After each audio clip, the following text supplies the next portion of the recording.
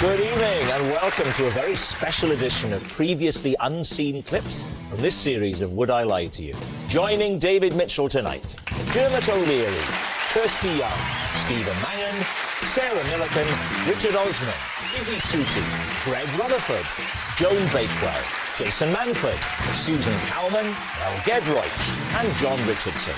And joining Lee Mack tonight, Warwick Davis, Josh Widdicombe, David Harewood, Matt Dawson, Carol Kirkwood, Bob Mortimer, Paul Hollywood, Joanna Scanlon, David O'Doherty, Charles Dance and Doc Wang. And so to round one, Home Truths, where our panellists each read out a statement from the card in front of them. To make things harder, they've never seen the card before, so they've no idea what they'll be faced with. And it's up to the opposing team to sort the fact from the fiction. That Charles is first up. Whenever I answer the house phone and it's someone I don't wish to speak to, I take a message and pretend I am my fictional handyman, Sean. David. So do you answer in Sean's voice all the time? So that in case it's someone you don't want to speak to? I leave a pause and wait for the person on the other end to say hello. You answer the phone with silence? And I can usually tell by the hello whether it's somebody I wish to speak to. And if I'm not in the mood to speak to anybody, you know, I say, no, I'm sorry, Charles isn't home now. Try calling back later, you know. What part of Scotland is Sean from? It's in the west side of Belfast. Charles, if you don't want to speak to anyone at all, why pick up the phone? Well, it's a kind of obsessive thing, you know, it's the insecurity that actors have, you know. You think, oh, my God, it might be a job, you know, I just... Well, let's give it a try. I'll ring you, OK? Yeah. OK. Has he not bought a telephone since 1983? Hello? Hello? Charles? Hello? Hey, no, this is not Charles. Charles isn't home now at the moment, but if you'd like to leave your number, I'll get him to call you back when he's back, yeah? Charles, are you ill?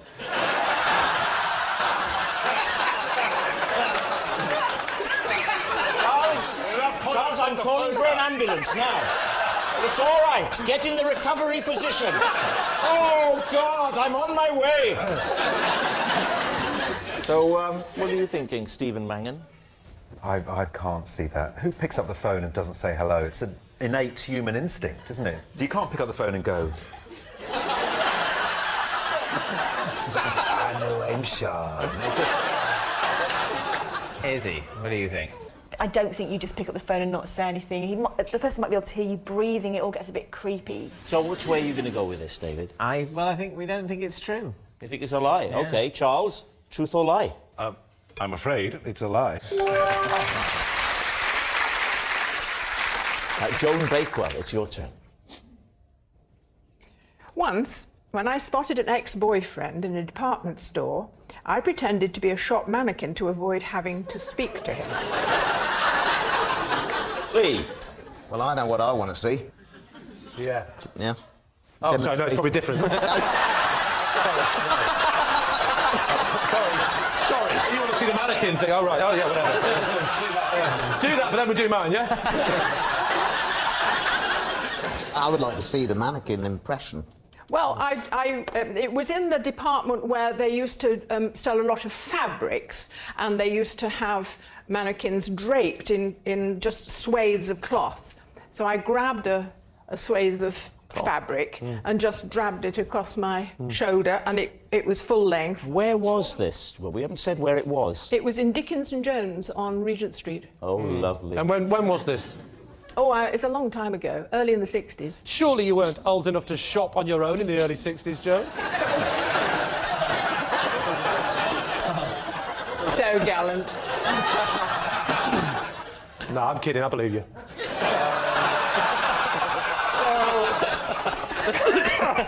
I've said sorry to mannequins before now, in the department stores. Yeah, but what were you doing to them? Yeah. What do you think, Lee? Is it the truth? Warren, what do you think? Do you think there's... I think she's telling the truth. Really? Do you think... The thing for me is, if you're within 6 or 8 foot of an ex and you don't recognise it because you're static, it just seems... I wouldn't know. I've never been allowed within 8 feet of my ex.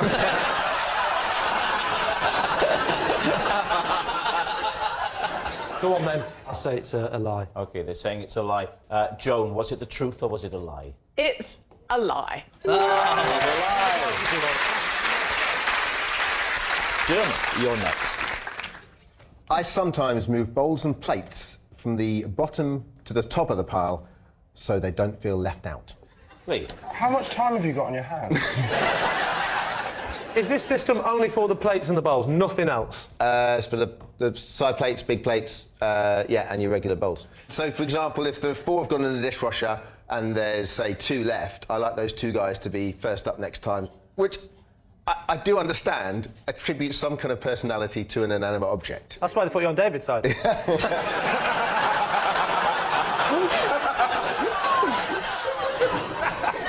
How many bowls are there? It works with all crockery. Wouldn't work with egg cups, though, would it? Because you couldn't really stack them in the same way. No. But that's a good question. Would the egg cups at the back be brought to the front? We only have 2, so they get used pretty regularly. They're pretty happy. How about if you only had 2 plates? Dermot can't have 2 plates. Thank you, Rob. Imagine the sort of dinner parties he has. Imagine who's coming to those dinner parties. Cowell, Walliams, McPartlin, Donnelly. And Dett, they're using the egg cups as bowls.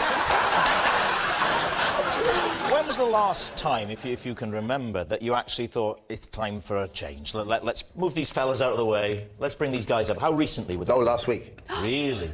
Last week, yeah. There was 1 single plate there, and I thought, when did that guy last get used? Yeah. I'm thinking at least a fortnight.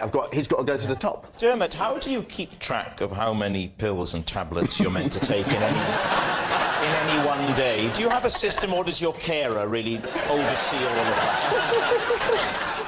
What does your wife think? Weirdly, I only told her about it a couple of weeks ago. Are you worried that your wife's doing the same thing? And What? so... Very good, yeah. That's a good point. Dermot, you call them guys. Are there no lady plates, lady bowls? No, I mean, that's a catch-all term. Some bowls have a femininity about them, yeah. But no, they're sort of, you know, omnisex. Oh, OK. I don't mind being called guys. Well, you're only one. I You're know. a guy, yeah? Yeah. It's a very middle-class thing, I think, calling... parents would call their children guys. That always makes you want to vomit. Yeah. You guys want to help with the washing up? Oh, yeah. The worst one is, come on, guys, let's do the washing up. And they go, you're not my real dad. Well, there we are. Lee, what do you think? Do Dermot's words have the ring of truth about them? Josh? I think so. Matt Dawson, which way are you leaning? Lie. So, Lee, you have to have the casting vote. We're going to say that it is, in fact, true. You're saying true. Dermot O'Leary, were you telling us the truth, or were you telling a lie? I was telling you... the truth. Yeah. Oh, well done. Give it that. It's David O'Doherty. I looked after a neighbour's pet for 5 days before I realised it was dead. David Mitchell and team, what do you think? OK, what was the species of pet? His name was Charlie. So initially I thought he was going to be a spaniel at the very least. And then it turned out that he was a stick insect. Right. Stick insects, I mean, I'm not an expert, David, don't require a huge amount of high maintenance upkeep. What was your role meant to be? Step 1, greenhouse, eucalyptus, into the cage. Eucalyptus? Eucalyptus. Wasn't a koala bear. Step 2, water squishy gun. Squish, squish, 5. 1, 2, 3, 4, 5. So you drowned it? And because I felt that he might be a bit unhappy, I would take him out into the garden for this. And when the wind blew, he had little aerials, and they, you know what I mean, just like a stick insect. So I thought he was alive. Oh, so the wind gave you the impression that it was moving? I'm alive. I'm dead. Alive. That's how you'd know. What's the spraying for? To simulate the monsoon environment that...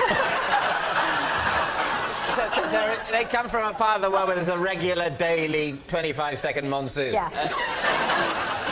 I think if I'd taken him out, then obviously I would have seen that... Out of what? The cage. Right. Cage. So you Cage. Well, maybe say cage.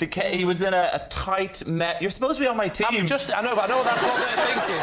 So I'm trying to help them on by going, what, you mean that thing that little sticks could get through a cage? Good question. It's a very tight mesh. Let's call it a glass cage or a tank.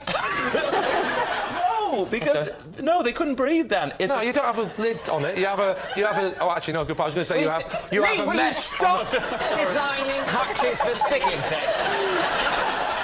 So how did you eventually know that he was dead?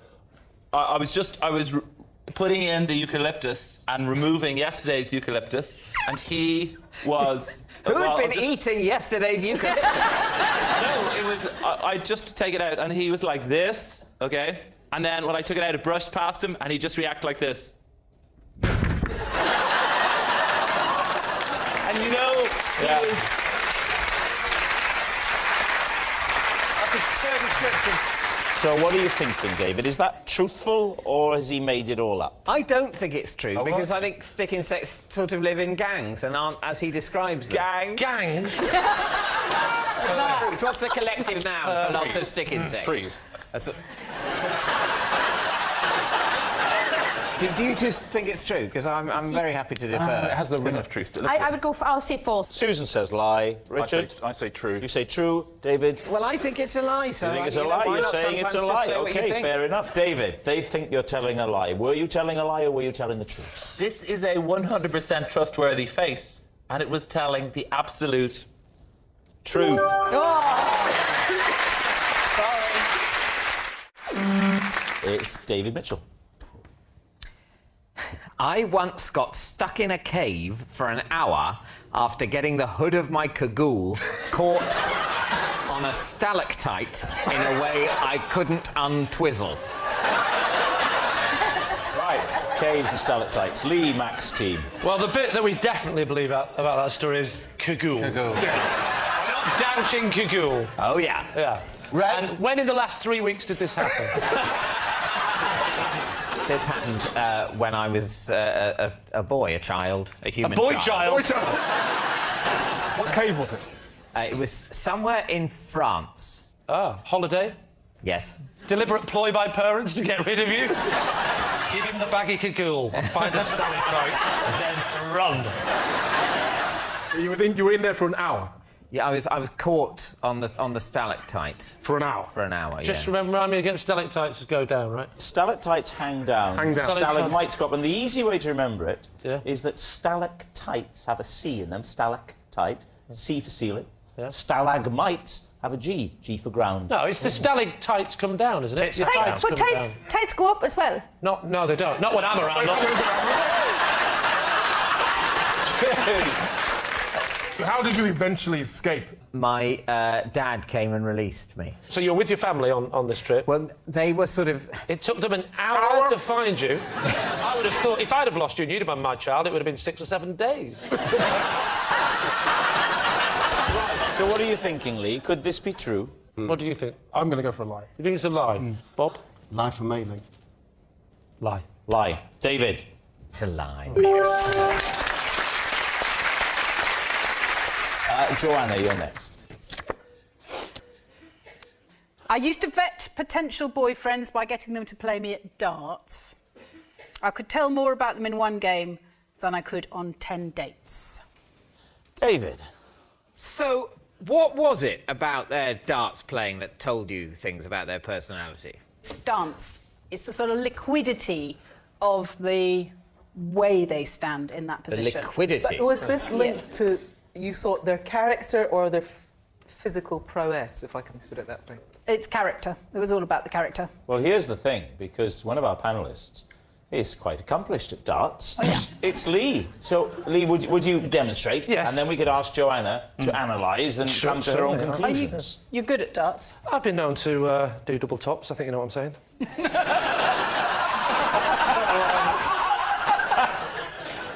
So what I tend to do is I tend to go like this. That's the line. And I will take my dart. Where's the board, sorry? That's a good question. That's what I was thinking. That's the first thing I'd do is I'd go, hang on, there's no board. Because I know what I'm doing. And then I would take the dart. I will lean forward with all the weight on the right leg, keeping it straight, of course. I'm not an idiot. If I raise the hand, the little finger, note the little finger is in the air. It's weight. If I put it down, I will fall to the left. I have to ballast myself with the finger out. And I'd go like that. Might give a cheeky wiggle of the bottom to the lady watching. And then... Oh, he's only got an 880 again. I'm going to collect the things. I'm so proud. I'll probably moonwalk to the board. Oh, Christ. I didn't know about that. Usually, ockies are straight. And then I would grab the darts like that. And go, they're for you, princess. That's all right, Rob.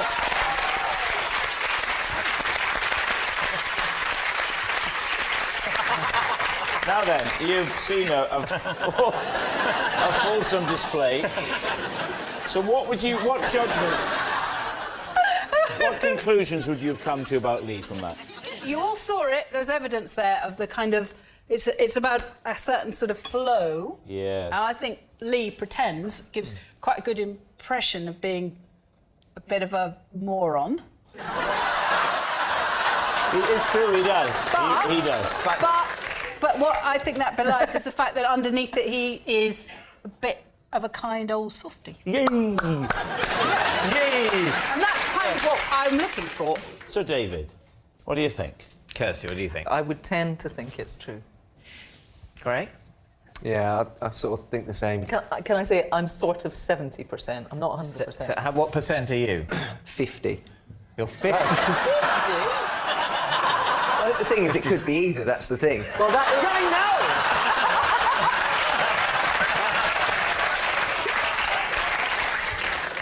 know! True. True. OK, so, Joanna, truth or lie? In fact, it is a lie.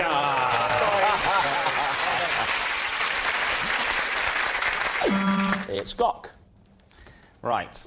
I always use 2 toothbrushes to brush my teeth, one for the top set, one for the bottom. David's team. I believe it. Can I just check? When you say one for the bottom? How do you tell the two apart? Different colours, one pink and one blue. Always pink up top, always blue down below. Just talk us through it. So Right. you're in the bathroom. Yeah. Yeah. OK, so I'm in the bathroom, I have my shower, I fully body moisturise... I can vouch for all of this. And then I go to brush my... And it's quite a big ritual for me, because when I was younger, I was bullied by the way that I look, you see, so... I think it's fair to say, Gok, you weren't bullied by the way you look, were you? Because of the way I looked. Yes, absolutely. It's an important distinction. Yeah, absolutely. Otherwise, you're being bullied by a concept, aren't you? This is true. Thanks for pointing that out. I'm feeling slightly bullied again. Thank you very much indeed. Well, you can see how it started, can't you? So, as I was saying, I was bullied, and one of the big reasons was because of my big teeth and my big smile. And so I was always very, very aware of how big my mouth is. Why are you looking at Stephen, Rob? Well, I thought they might have met at a support group. Teeth Anonymous. What are we talking about? What do you think? Izzy? I think this is definitely true. He's very plausible in his chat, but I can't see someone doing that. I'm going to say lie. OK, so, Gok, truth or lie? Was a lie. Richard Osman, you're next. When I was a child, I created a superhero called Snooker Table Man.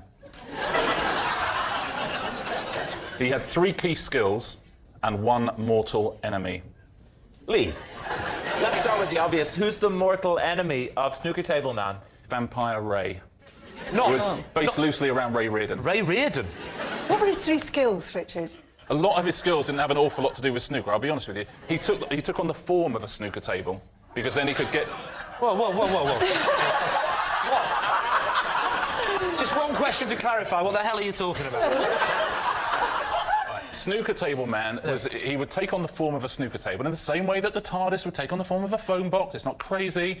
And he would be able to go into the houses of very rich and successful and famous people. It's not like the TARDIS, is it? The TARDIS is the vehicle that the superhero, for want of a better word, travels round in. Yeah. If you're snooker table man and there's a child trapped in a building, they go, what are we going to do? Don't worry, it's snooker table man. And then you turn into a snooker table and you go, now what? I go, that's all I can do. So what was his purpose? What did he do? His purpose was to go into the houses of very rich people who were trying to, for various reasons, take over the world. And he would... Firstly, he would report back on them, because he had wireless transistors in the pockets. Whoa. So he would... So he would go into the houses of very, very rich people... Right, admit that is a good disguise if you want to get into... No, it's a terrible disguise. It's a terrible disguise unless the person in question has ordered a snooker table. Otherwise, they'll go, it's the worst disguise in the world. They'll go, the hell did that come from? You think any rich person, if they were given a delivery of a snooker table, wouldn't go, oh, lovely, snooker table? Yes, they would. Yeah. But you didn't say you were given delivery. You said you suddenly appeared in an empty room. No, I didn't. What do you mean, what, transport So you myself? knock on the door and you go, hello, I'm here to give you a snooker table. You are... That was it. That was your... Now you're making it sound ridiculous.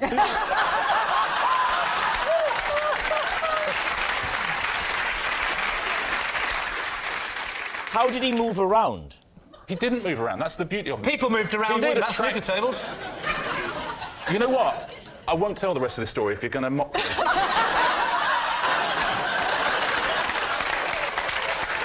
What are the other powers you haven't told us about? Yeah. Well, I've given you the two. And the third what one was the second one? Transistors in pockets. The transistors, yeah. The ability to transmit information. Who to? And to...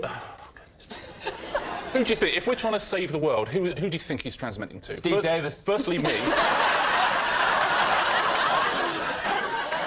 What was your third power, then? The third power was exploding balls. And how would he use his exploding balls? In what situation would he want his balls to explode? Finally, a sensible question. If I've received enough information that the person whose home this snooker table is in is up to no good, is up to nefarious activities. Yes. OK? The next time they're playing a game of snooker, I can then make those balls explode at will. If you were playing this game in Wales, you wouldn't call it snooker. Snooker. Snooker. Yeah, snooker. Because we don't like the oo sound. It's the same with tooth. We'd say tooth. Yeah, and likewise, we don't like the Welsh.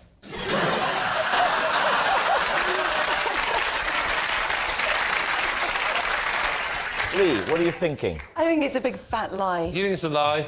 I mean, I think he's a large man. He's like a snooker table. I'm not 12 foot by 6 foot, you know that. I think I'm going to say that was a lie. You think it's a lie? OK, Richard, was it the truth or was it a lie? It was a lie.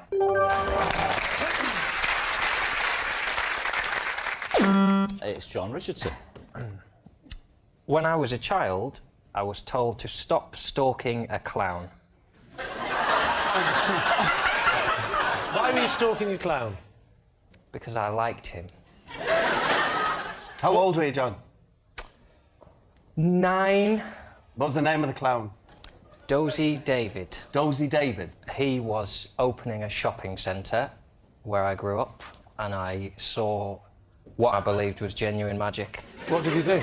He did card tricks, and he juggled, and he did jokes, made animals from balloons. What was the nature of your stalking? Physically following him or phoning him? Or... It was on the phone. How did you get his number? Because I asked for his autograph and he gave me his card. What, Dozy Dave? I thought for a minute then you were going to say, gave me your autograph and included his number. So talk us through then what happens. You leave it a day or two, do you? I left it a day or two because I didn't want to look... Classy. You know. Give him a chance to get home in his car that keeps falling apart. So what did you do? Talk us through the first conversation. Well, no, that's the thing. He never answered his phone. So I used to leave messages. Hey, David, it's Johnny here from Lancaster. Just wondering if you're coming back and doing any shows, or give us a ring, we'll see what happens. He never rang back, so I had to ring him again, didn't I? All right. And how long did this go on for? Well, a few weeks. How many times in those few weeks did you ring him? I would imagine it was something like every other day. And was it the same messages, or was it getting steadily more menacing? Were you going, now listen here, Dozy Dave. if you don't call me back. I know where you live. I've got your address on the card. I've got your number. Yeah. I'll come round your house. I know where you keep your balloons.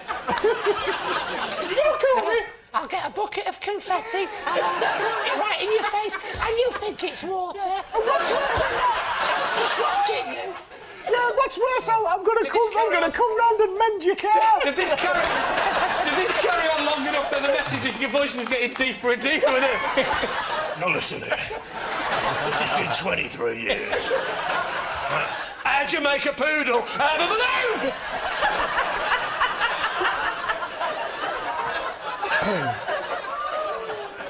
How did it end then, John? It ended very upsettingly when his wife or girlfriend answered the phone and said, David says, will you stop calling the house? Oh, this is a heartbreaking story. Lee, what do you think? Could that tale of woe be true? I think it fits this character profile. Sweet. I think it's probably true. So is it, David? I think it's true. True? For me. Okay, we'll say You all think it's true. John, were you telling the truth or were you telling a lie? I was telling a truth.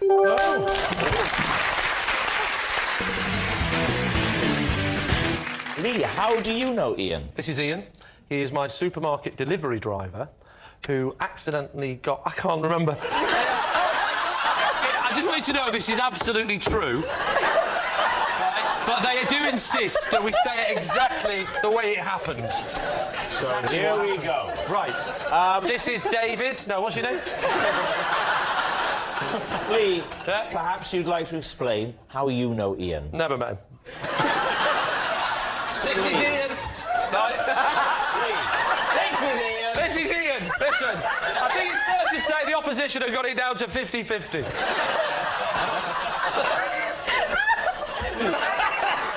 So, Lee, how do you know Ian? This is Ian.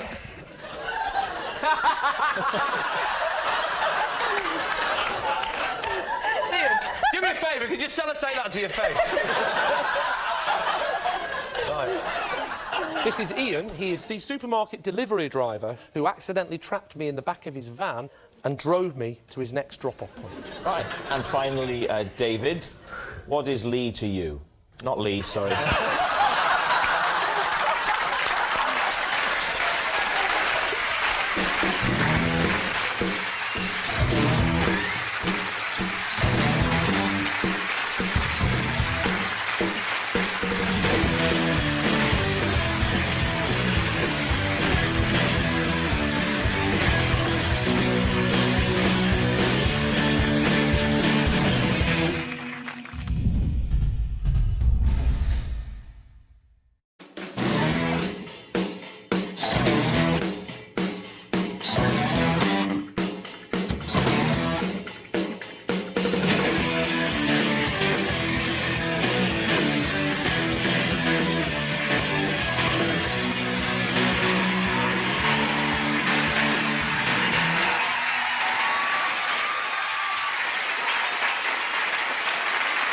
Good evening and welcome to a very special edition of previously unseen clips from this series of Would I Lie to You? Joining Lee Mack tonight, Alex Jones, Jim Carter, Bob Mortimer, Miranda Hart, Alexander Armstrong, Kate Humble, Miles Jupp, Diane Parrish, Dr. Christine Jessen, Armando Iannucci and Claire Balding. And joining David Mitchell tonight, Jack Whitehall, Richard Madeley, Gabby Logan, Greg Davis, Richard Osman, Mel Gedroich, Andy Hamilton, Chris Tarrant, Richard Bacon and Dale Winton.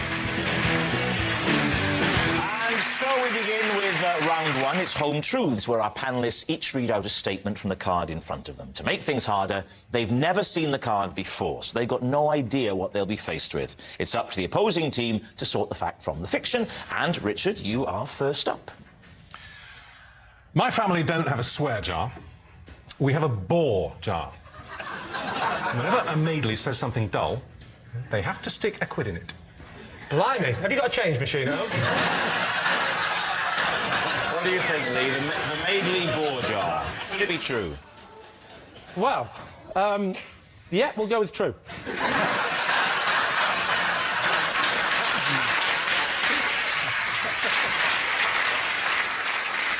OK, are all the family members included in this? It's a compulsory family scheme, yeah. OK, and who would you say... We know the answer, but we'll ask it anyway. who would you say has given the most to the jar? Well, me, obviously. You've given the most. And what do you do with the money? Well, I keep it. You keep it? Yes, but it's my system and it's my jar. And it's your money. It's mostly my money, so I tend to keep it. So basically, it's a jar full of money that you've put in, that you take all the money out and keep. That is so boring. Get a quid in it. Is it only family, mate? If I came to your house and was just my usual self, would I have to start overloading it? Well, I mean, for example, if you came in and started talking about not going out, obviously you'd have to put a quid in. Ooh.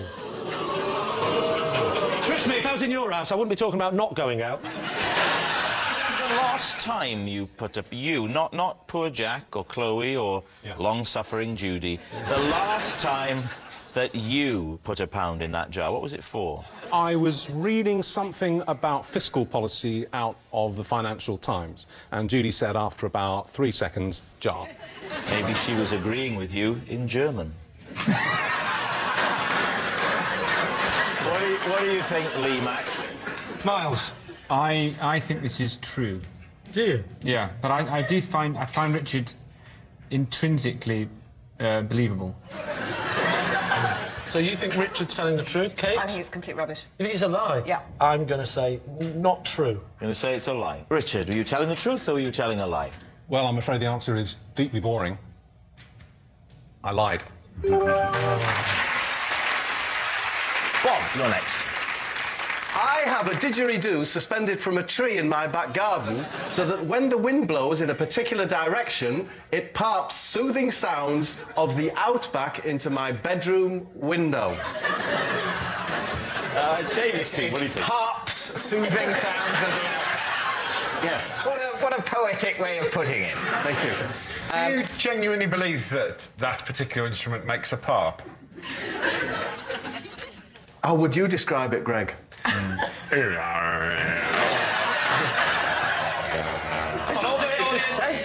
how soothed do you feel?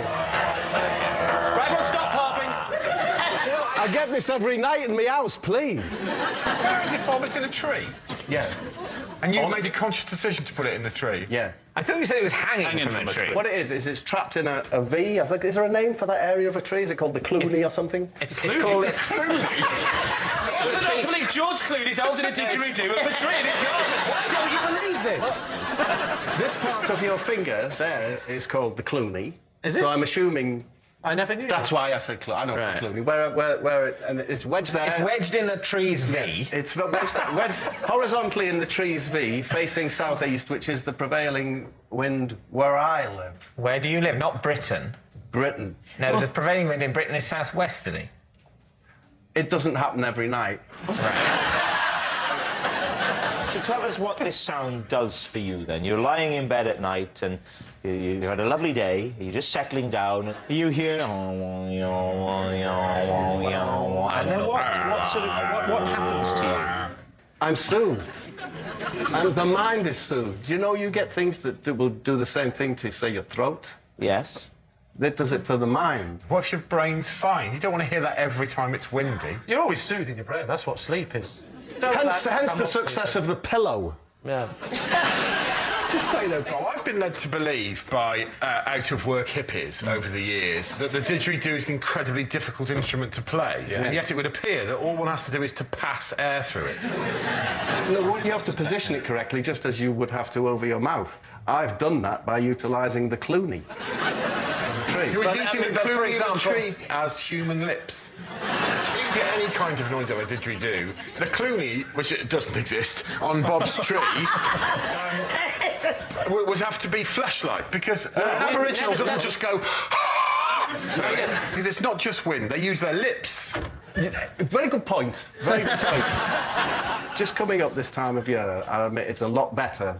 In fact, I have a wisteria that grows through the didgeridoo.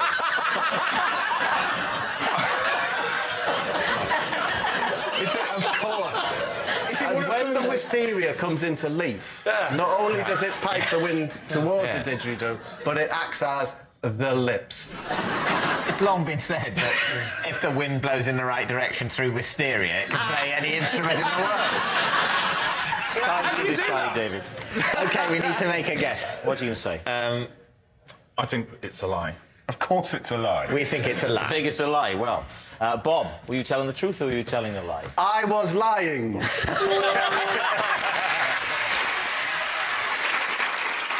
Christian, you're next. For a prank, I once set a friend's legs in plaster casts while he slept. David Mitchell's team. Do you get to take those kinds of materials home with you then when you're at medical school or when you're... We're not supposed to. Right. Were you at medical But school? we do. This would have been... Did you say was he at medical school? At the time. Oh, right. I thought you were accusing him. Christian, why did you play this prank on your friend? Because he'd got blind drunk, as only medical students can do. And he was drunk as you were putting the plaster cast on him? He'd actually passed out by that stage. Right. He was sleeping. Could you get struck off for this? No. Oh, right. Anyone? Presumably, you had to have a plan, didn't you? You didn't just happen to chance upon the plaster casting equipment. We decided we were going to plaster him from his ankles all the way up to his hips, with his legs apart like that. And you never woke up the whole time you're touching him, and presumably right the way up to the top of his groin. Have you ever drunk 19 pints of cider? Yes. All right. Did you first take his trousers down? We did, yeah. Oh, the humiliation. Did you take his underpants off as well? No, we left the undies on. And you said we. Who were the accomplices here? I had mates that were involved. Right, Name them. Matthew, Mark. Luke and John. Is that the gospel now, or are you making this up? Gospel. And of course, How did you miss that? I said, is that the gospel? Yeah, I know, yeah. Though I didn't miss it. Right. And when he woke up, what was his reaction? He thought he'd had a stroke. Because he couldn't move his legs. That's very bad self-diagnosis. David, what are you thinking? Andy? I think the medical student thing, knowing how their minds work, I think it might be true. And you're edging towards? I did think it was a lie, and now I think it might be true. OK, we'll say it's true. Say it's true. All right. Dr. Christian, were you telling the truth or were you telling a lie? It is true. Xander, you're next. Last year, I was amused to discover that in one weekend, I'd had a curry with Andy Murray, been bowling with J.K. Rowling, and attended an odd party with Todd Carty.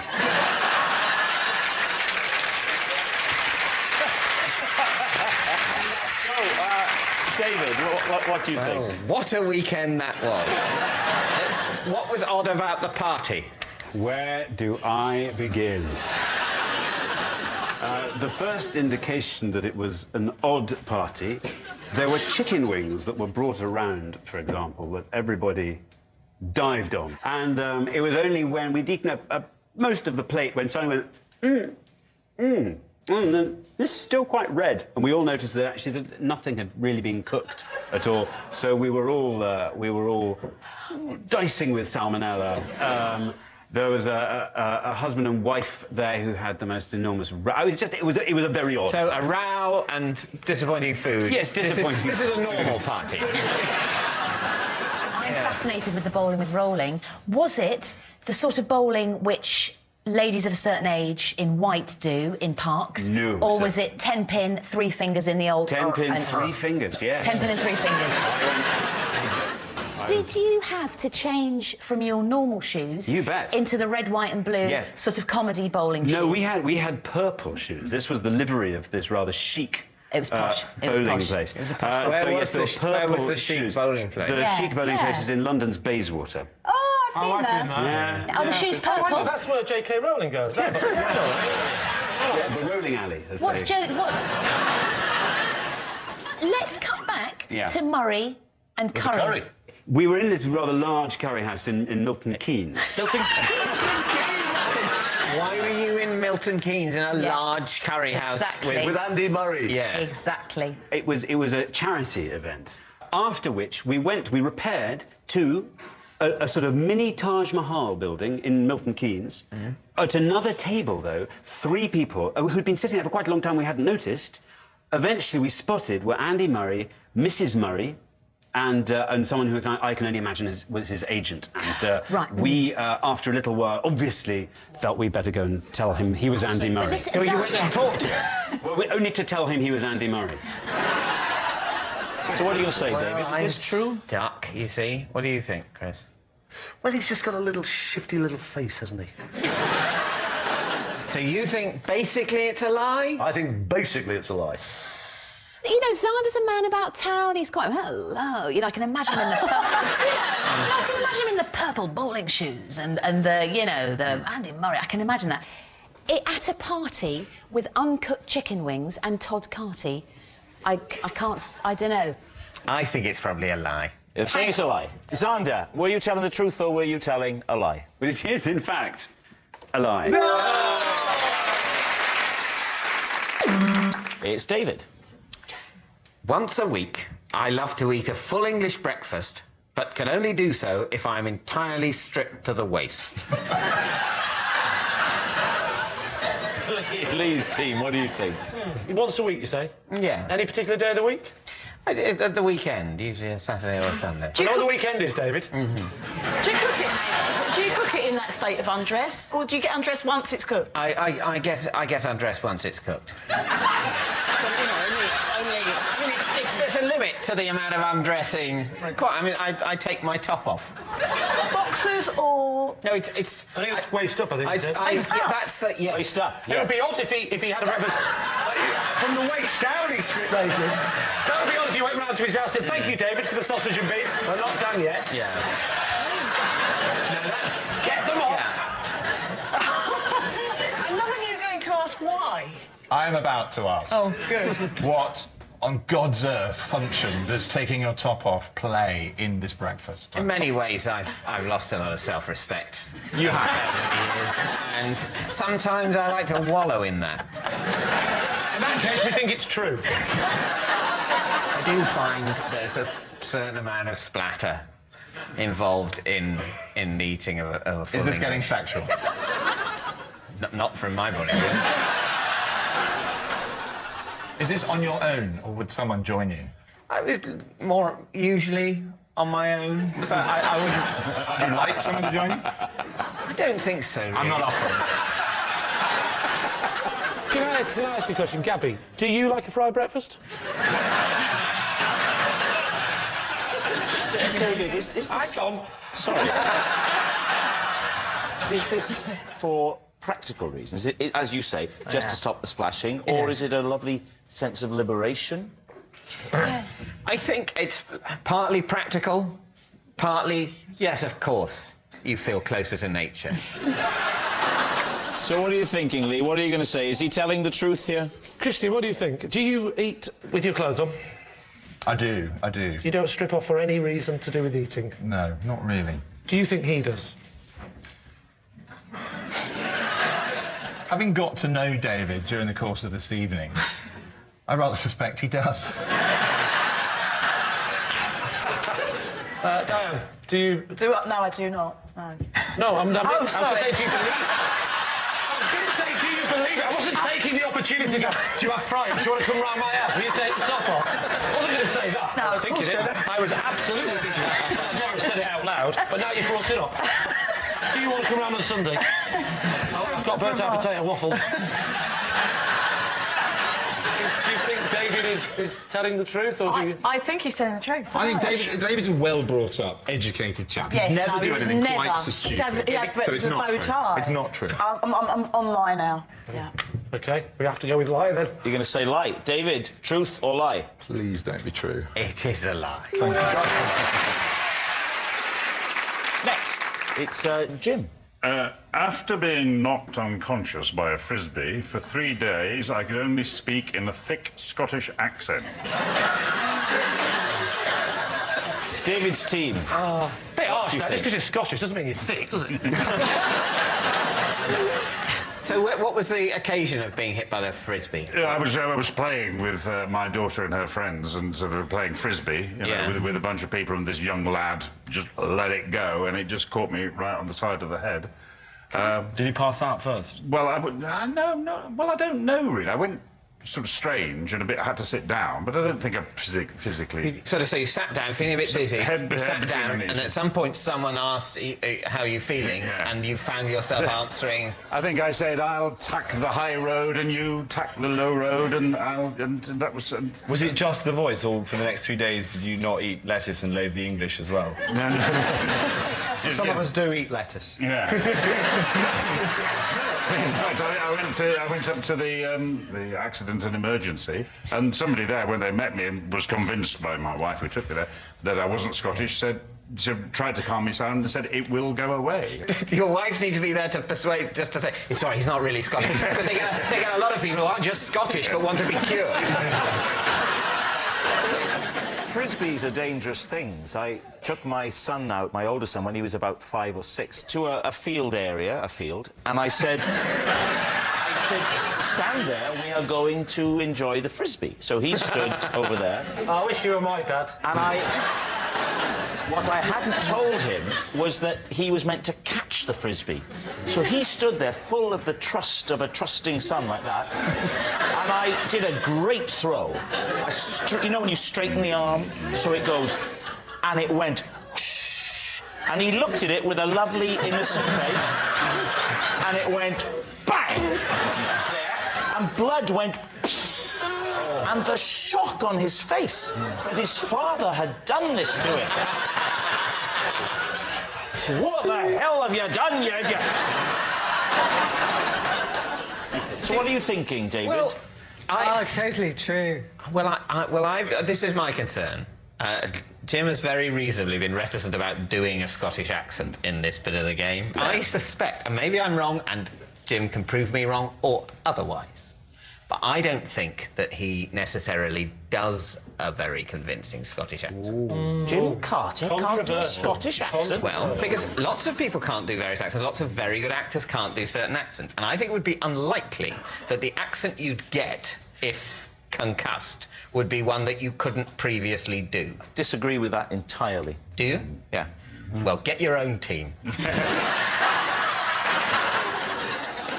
Just give us a little taste of this voice, if you can use the great use your tool, your great actor's tool, yes, to give us a little bit of this voice. I don't feel very well. I think I'm a bit woozy.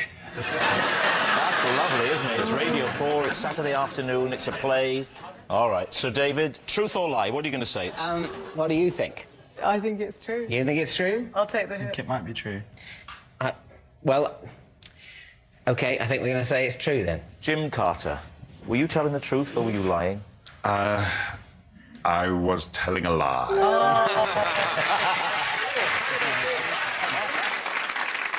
Next. It's Lee. I got stuck for half an hour in a men's toilet because I couldn't find the door.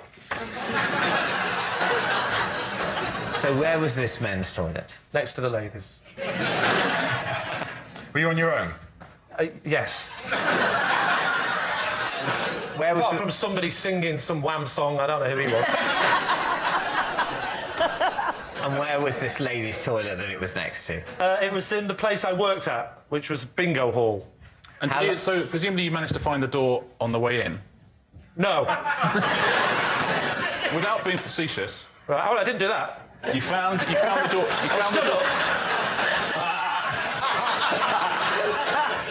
You found the door on the way in. I did find the door on the way in. You took a number 1, number 2? No, I walked. I didn't get a bus.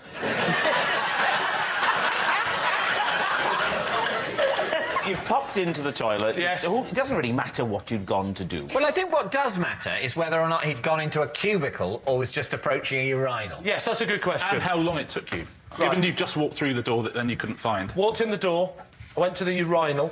Yeah. The door closed, and then I'm now stuck in that toilet for half an hour. Why was it that you couldn't find the door once it had closed? Because I went in, and it was late at night, and the building had started to shut down, and so I went in, and just as I got to the urinal, the last bit of the door closes, and it's now as pitch black as you can possibly imagine. The other bit of the story I've not mentioned is that I was absolutely hammered, and so I started getting a bit confused. I went back to what I thought was the middle of the room. I'm drunk, but now I've lost all bearings. And so I felt I really wish this was on infrared somewhere. There was a guy with a video camera, the Wham guy. Eventually, a door opened, because someone came looking for me, and as the door opened, I realised I'd lost my bearings so much that every time I'd gone round, I'd missed the door. I think that this is true. You think it's true? Yeah. I'm not sure. I think it's where he worked, and I think there's going to be some light bleeding around a door, isn't it? Do you think you don't think it's true? No, but if you both do. It's definitely unlikely, but all the things are unlikely. You think it's unlikely? Unlikely. I don't know. I just think it's true, and I think it's well told if it isn't. All right, so it's true. Yeah. OK. Lee, truth or lie? It is, in fact, true. Claire Balding. To win a bet, I presented a 3-minute piece to camera live from Royal Ascot in a full-length evening gown with Willie Carson concealed beneath my skirts. For people that aren't sure, here's a picture. There we are. Whose idea was the bet? The director. We've come off air. I put on the long ball gown. Willie waits. He stands on a box when he's presenting with me normally, obviously to fit under my skirts. He didn't. In fact, he knelt, and he was quiet as a mouse. He was very good. No one said it yet. I wanted to say it. What? Sorry, what did she say? I wanted to say there was a Willie under her skirt. Now it's out there. I'd like to request someone more mature on my team. I mean, I know Willie Carson is not a burly man. No, he's... But I would still think... that must be quite a substantial dress. It was a very... You know, like, as you sometimes get in costume dramas, it didn't have the hoops, but it had a very full skirt. But how did he get in, though? Were you stood there? Did you go, come on, Willie? He crawled along on the ground and then knelt under there. And it's a 3-minute piece, so the first 2 minutes was absolutely fine, and on I went and rattled on about normal racing stuff. And then he started to giggle, and that's what gave it away. But because we got 2 of the 3 minutes, the bet was won. Recreate the piece to camera. OK, so I stand there and I say hello and welcome to Royal Ascot. We've had a stunning first day here with a win for Frankie Dettori. We saw his flying dismount, and then this first squeak then from Willie. He goes, because he's got a very high laugh, and I'd, like, smacked him, and so... Is this why Channel 4 have got the horse race? Right, David, what do you think? What do you think, Dale? Do you know, I'm really beginning to believe that she'd have done it for a prank. I think it was an excellent acting performance, but I believe it to be a lie. Oh, you see, now I have to make a decision. I think it's a lie. You think it's a lie? That's that's OK. Yeah. Claire, were you telling the truth or were you telling a lie? I was telling it was a lie. It's me. I recently had to be rescued by supermarket staff after I fell into the chest freezer trying to reach the last packet of Yorkshire puddings. So you've fallen in. Yes. Talk us through the next bit. But imagine, right? Imagine that this is the freezer, OK? Yeah. So I am here, and I'm looking around. There's nobody, so I just... yes. Oh, OK. I'm going like that, and I'm going like that, and I'm going... And I'm going... and I'm in. And I'm like that. And I picked my hand on the kind of sharp inner edge. Right. And I went, and first of all I went, ah! And people. So you just stay lying down? Well, I was shocked, Lee. and as I looked, my little head peeped up over the top, and some Welsh people, because it was Cardiff, came over and said, "Are you all right?" So, and they kind of, you know, I could have got out, but they sort of helped me up, and, you know, I think they were worried I was going to make a claim. Were you tempted to stay in there until someone came to get something? So you go, So what do you think? The bit of the story I don't think is true is the bit when he started talking. But to the point when he just stopped talking and then. It's the fact that he sort of went, ooh, look at my hand, I can't get up, I'm Rob Brydon. Well, that's not strictly what I said. I said I would looked at my hand with shock, and then somebody ran over straight away. I don't think it would take that long for attention to be... There would have been a sort of kind of noise, and people would have looked around and noticed that the small man who'd previously been there had somehow disappeared. And they'd naturally have wondered where he may have gone to. I think it's true. Yeah, I think it's true. Because it's quite a humiliating story, and I don't see why you'd tell it unless it was true. The format of the show.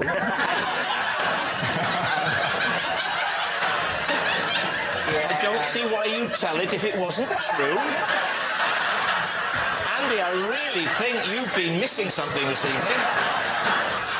So, David, what are you saying, given what Poirot has said here? I think we think it's true. You think it's true? Yeah. You think it's a lie? Well, I can tell you it is...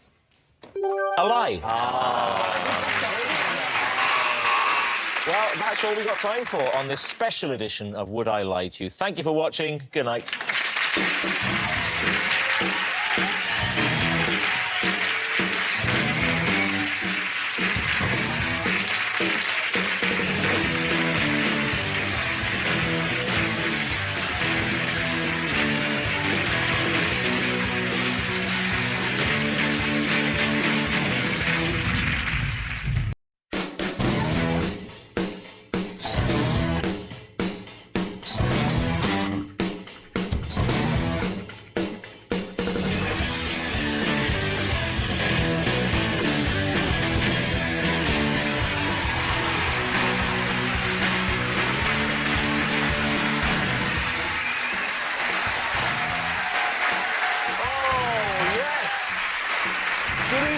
Welcome to a very special edition of previously unseen clips from this series of Would I Lie to You. On David Mitchell's team tonight, Mackenzie Crook, Frank Skinner, Catherine Parkinson, Dara O'Brien, Lorraine Kelly, Bill Oddie, David O'Doherty, Rebecca Front and Jack Whitehall. And on Lee Mack's team tonight, Miranda Hart, Rod Gilbert, Nick Hewer, Sarah Milliken, Louis Spence, Bill Turnbull, Victoria Cohen, Barry Cryer and Sue Perkins. And so to Home Truths, where our panellists each read out a statement from the card in front of them to make things harder. They've never seen the card before and they've got no idea what they'll be faced with. It's up to the opposing team to sort the fact from the fiction. And Mackenzie, you're up first. When I won the Pirates of the Caribbean Sandcastle competition, Keith Richards was so angry he stamped on my drawbridge and threw Johnny Depp's bucket in the sea. This is delicious. Lee, what do you think? The competition was what, at the end of the filming of the whole thing, or...? It wasn't at the end, it was during one of the films. I think it was the second one we were... Right. Why was Keith Richards there? Keith Richards played... Why was Keith Richards there? Oh, was he in it? Do you go to the cinema? I don't really watch TV or go to cinemas. I'm struggling to recognise anyone round here. Imagine how we feel. I thought the Chuckle Brothers had split up. Do you have any connection with popular culture? None whatsoever. Big fan of yours, though. Oh, don't applaud it. So your sandcastle, why was your sandcastle so good? I'm just particularly good at making sand castles, sand sculptures. It's one of my... Some people say it's a superpower. Well, it isn't really, is it? No, it's not really. A burning building! There's a child trap! Don't worry, I'll make a dolphin. Keith Richards made a sandcastle. I think he'd attempted one. He wasn't in the best of health. If Keith Richards hadn't had a proper go at the sandcastle because he didn't really care, why was he so angry that you'd won? I think because I'd trumped Johnny Depp and they're very good friends and... No, he threw Johnny Depp's bucket in the sea. He was just furious. He didn't know whose bucket it was. He went so mental he threw somebody's bucket without knowing whose it was.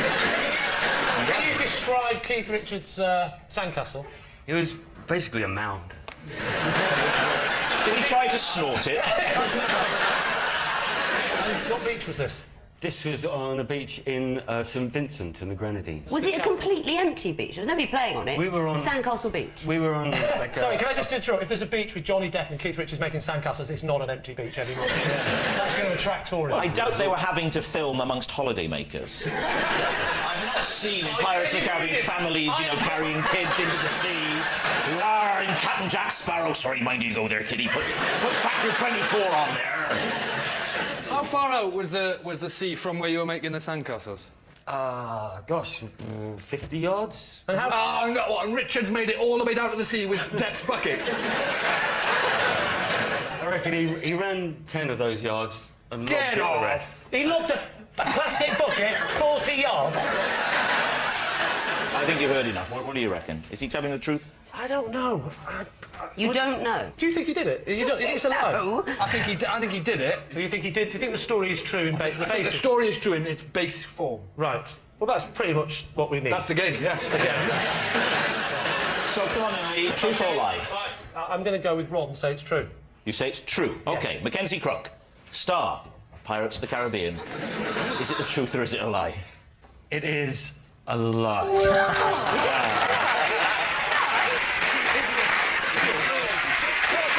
Yes, it's a big, big lie. Mackenzie didn't upset Keith Richards by winning the Pirates of the Caribbean Sandcastle competition. The cast actually used to pass time on the set by drinking lots of beer and then urinating their name into the sand. A competition that was amazingly won by Keira Knightley. Miranda, you're next. Off you go. Last year, whilst house-sitting for friends, I had to shout for help for 2 hours when I got stuck in their children's Wendy house. Anyway, what do you think of that? Right, so where was the Wendy house? In their garden. Was there bait in the Wendy house? There was steak and I had to have it. No, I actually thought this looks fun. I'm going to go and have a little look. You were supposed to be looking after the children? No, I was house-sitting. Oh, you're house-sitting, yes. right. The Wendy house specifically, or the actual house? The actual house. The actual house. What was it made of? Wooden structure. It was a shed. A wooden structure in a garden is called a shed, not a Wendy. It was smaller than a shed. It was a little house made of wood. So it looks very inviting. You open a little door, crawl in, then what happens? Then I shut the door and think, oh, this will be fun. Right. I know I'm going across a bit weird now. I go to the little door, and there's one of those latchy things, which doesn't work. And then, so I think, well, I'll just push it. And you see, it got stuck to the concrete on the bottom. Right. And I could not push it. Well, that's quite sad. So it was... You're like a very posh Chilean miner. So what? So you shouted for 2 hours? Yeah. What did you shout? Help me! I think she shouted. Recipes? Who saved you in the end? The neighbours. And how did they manage to open the door? They got a little saw and sawed around the latchy bit. How? It's an episode of Tom and Jerry. How do you do that? How do you get a saw in there? It was one of those ones. Jigsaw. Yeah, it's a jigsaw. Okay. So it has a thing that initially penetrates and then cuts laterally. There is... Jigsaw. Have you ever thought of advertising for B&Q? You'd be the perfect voice. Are you looking for something that does that and then penetrates laterally? B&Q. Which way are you leaning on this? So are we leaning towards a lie? Yeah, but I slightly wanted to be true because I think it's a funny image of Miranda being stuck screaming in a Wendy house. I'm not buying it, I'm afraid. Let's say it's a lie. You're saying it's a lie. OK, Miranda, truth or lie? It is a lie. Very well, Bill, you're up next. I have drunk rum from a human skull. David Steve, what do you think? That must have been a dark moment. I was in Haiti. Right. And I was working and the opportunity presented itself. I don't think we need to ask any more then. opportunity present itself? I was attending a voodoo ceremony in the middle of the night. Right. Best time for a voodoo ceremony. Those 10 o'clock brunch ones are rubbish. Are you covering the... Was this work-related? Yes. Yeah, work-related, yes it was, yes. Where was it held? In Haiti. Where specifically? Where they practice voodoo. Yeah, in a conference centre? It was out in the countryside. Right. In a little shed thing. Right. And they passed around this skull. Yeah. It wasn't the whole skull that was full, it was the top had come off. They poured rum in it, and then they all took a drink from it, and they asked me to drink from it as well. Oh. How did you know that this sort of grey... How did I know it was a skull? Yeah.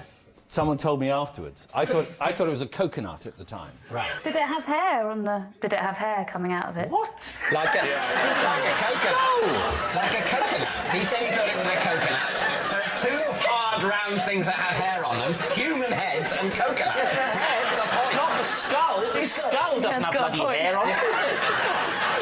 I think it's possible I've seen hair on a pork scratching. It gets passed round, you take a sip from the weird grey saucer, it gets passed on, the voodoo ceremony ends, you head back. Who tapped you on the shoulder and went, I'll tell you what you just drank out of, mate? Was it the bloke with his brain showing? I was there actually to do an interview with a zombie. Right. You met the zombie? Yes. When you say zombie, yes. What do you mean? Oh, he's a zombie. Well, a zombie is somebody in the hinterland between life and death, you idiot. Evidently wasn't that. Don't just say your hosting position is getting a bit aggressive. A zombie, Bill? They said he was a zombie. Oh, right. They brought him in and they said, now you can do an interview with him. But that's not right. Did you mic the zombie? So what are you thinking, David? Is Bill telling the truth or is he lying to us? What do you think? Catherine, what do you think? I think it's so mental and ludicrous. I don't think it's true. Insane. I'm going to say that is not true. In which case we're going to say we think it's a lie. You think it's a lie? OK, Bill Turnbull. Truth or lie? What did you say? Insane, ludicrous, and true.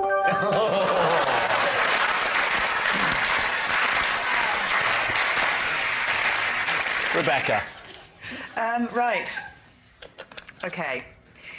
I have vomited in Cliff Richard's hedge. Now, can I just be very clear about this? I don't know about you, but I'm terrible with euphemisms. Was it his front hedge or his back hedge? Please. It was a hedge inside a Wendy house. The pavement. The front. Where is this house? I think it was Surrey. You think how drunk were you? No, I was very, very young at the time. This kind of explains the vomiting. How old are you? I think I was about 5 or 6. How did you know it was Cliff Richard's house? Yeah. Because I He came out and said congratulations. I had been taken to see this house because it was Cliff Richard's house. Oh, you were taken as like a day out? Yeah, because I was a big fan at the time. Was it a revulsion or something you had eaten? Car sickness. Car sickness? Yeah. What was the plan when you were getting there? It was a drive-by, Just almost. him. A drive-by puking.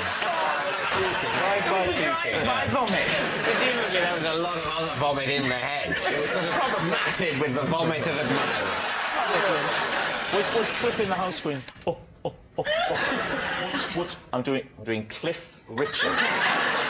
You never want to say the phrase, I'm doing Cliff Richard. Never say that. Especially if you're doing that with your hands.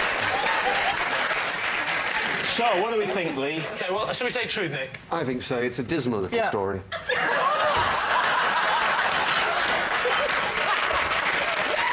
what? Can I just say, you really should have your own chat show. So, Lee, you are saying that it's true, yeah? We'll say it's true. You can say it's true. OK, Rebecca Front, is it true or is it a lie? It is true.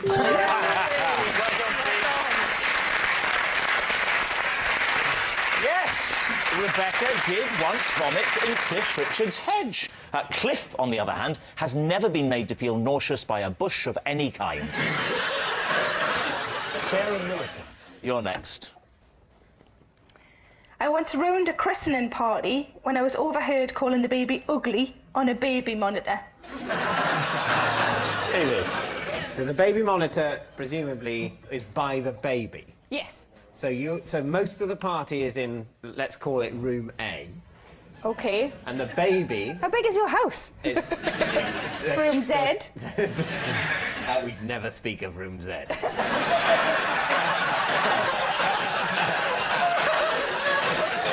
The baby is in room B, very appropriately in room B. B for baby, yes. So you're looking over the baby. It just, you know, looked like a Winston Churchill, like they all do when they're born, you know, just little and sort of fat. So I just, you know, What did you spoke up. say? I just said, wasn't very pretty. What sort of monitor was it, Sarah? Was it an audio monitor? Because we recently invested in a video and audio monitor, and if there are any young parents like myself out there, then then I would recommend getting the video because you can see them as well. No, nobody's got... Isn't that a lovely image, Rob's wife, putting him in the cot like that? It's just, it gives her peace of mind. She knows I'm safe. I went on holiday with a couple, and they had a walkie-talkie on the dinner table in the evening, and they said, I said, what is that? They said, we use this as a baby monitor because they've got a much better range But don't the than a babies baby have to... monitor. Wouldn't the baby have to press it down to talk into it? Yeah, it sort of went... over. David, what's it going to be, truth or lie? I would say that saying that basically what you were saying is, oh, babies all look the same to me, they look sort of baby-like, I don't find them that pretty. Yes. That's not that rude a thing to say. Saying specifically that baby is hideous, what with its third eye and everything. That wouldn't have been shocking because everybody else would have noticed the third eye as well. Yeah, but they might have tried to be nice about it and say, oh, what a lovely extra feature. Frank? Well, I sort of believe it. Yeah, no, it's easily done. I think we think it's true then. You think it's true? Yeah. Sarah, were you telling the truth? It is a lie.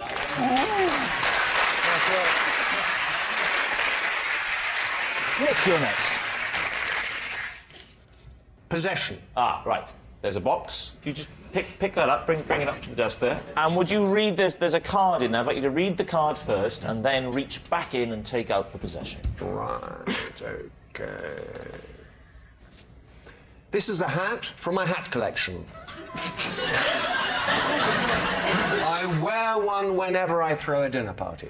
OK, now take out the possession, the hat. Please be a fez. Wow, let's see. There we are, how's that? Wow. You should wear that in the boardroom. That would be terrifying. Right, just pop it down there. So, David's team, what do you think? What sort of hat is that, Nick? That hat is the hat of a Kazakhstan border guard. Can we have a look at it? Yes. Lee, Well, it's his a hat. hat. Oh, yes, it's his hat, isn't it?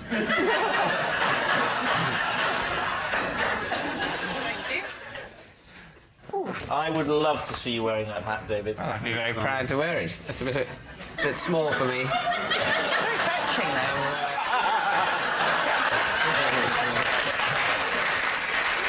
Would you like to tell us how you came by this? Yes. I happened to be dawdling my way through Kazakhstan. And on my way out of Kazakhstan, I thought it would be sad to leave that great country without a souvenir. Did this belong to a border guard? Did you? I'm going to let that one pass. Is that what you said as you walked through? Are you implying that you stole it? I'm not really. I'm pleading the fifth on that one. Now, can you tell me something about your hat parties? Yes. What happens at these hat parties? Wherever I go, I try and pick up a national hat. So I have one from Kyrgyzstan, from Mongolia, from Kazakhstan, from Russia. So you have a whole assortment of ridiculous I military keep them on hats. a beam on my house, and we have all the different hats up there. And when dinner parties get rowdy, we put our hats on. Wow. I want to get to that part. Yeah. Is everyone allowed to wear these hats, or is it just you and... No, everybody's got to pick their hats, and then sometimes during dinner we change them around. Wild. How do you swap the hats around? Like keys in a bowl sort of thing? No, you just... Oh, may I have a go with yours? I think it's very much like the keys in the bowl. David, I'd like you to take a guess now, please. I think this is true. You think it's true? OK. Nick, is it true or is it a lie? True.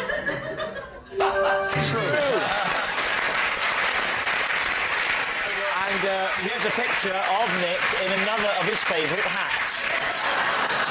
Isn't that nice? Yes, it's true. That is a hat from Nick's hat collection that he wears at dinner parties. At one of Nick's dinner parties ended up in a food fight. Margaret Mountford got a face full of sugar, and when Lady Sugar found out, she started a food fight. Catherine, you're up next. Me and my husband have a fake laugh that we do at parties to signal when it's time to leave. Oh, fantastic. Fake laughs, what do you know about those? Well, I know she's been doing it quite a lot tonight. To go. That's nice. Do that again. Is that it? What about just saying, "Can we leave now, darling?" Can we leave now, darling?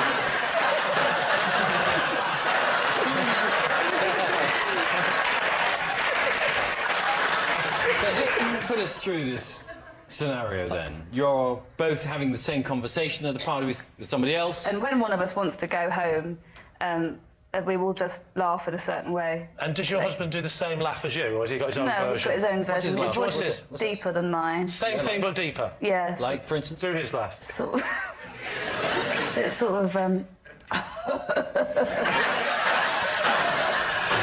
Give me your laugh again, because I didn't quite hear it. Okay. This is Catherine's laugh. Yeah. Now the husband's laugh? Well, I'm not so good at doing that, which, you know... Do the husband's laugh. I feel like you're mocking me. No, I'm threatening you. And your laugh again? His laugh? Okay. What was your laugh like again? And his laugh? When's the last time you did it? Yes. I think we did it about 2 weeks ago at... Who are you talking to? This... I'll say on television. Is it a television person? Is it someone famous? No. Well, still, but it's just... No, it's not someone famous, it's someone who loves being insulted on television. So, Lee, let's go for a guess. Should we say it's true? Is that what we're saying? I think that, but I'm going with you. You're trusting me, aren't you? I'll trust you. Trust. I don't know why, but I will. Go on, true? You're saying true. OK. Catherine, truth or lie? It is, in fact, a lie. Oh! Yes, it's a lie. Catherine and her husband don't have a fake laugh that they do at parties to signal when it's time to leave. When they're bored stiff at a party, they say, "Thanks for having us, Rob, but we'd better make a move." Bill? It's a possession. There's a little box under your desk. If you'd bring that up, please. Take the possession out for us, and then read the card for us, please. This is my conversation book. In it... I've written a list of topics that I refer to should I ever run out of things to talk about. How do you, without seeming weird, consult the book in the middle of this foundering conversation? Like that? Like that? You've hardly noticed. Have you thought about draft-proofing your house recently? Yes, I have. Yes, I have. Is that one of your subjects? To sort of enliven the conversation? Is that genuinely in the book? No, to be honest... Let me see. To be honest, this bit could be good. Well, read the book. This is a very special book to me. We promise we'll take good care of the book.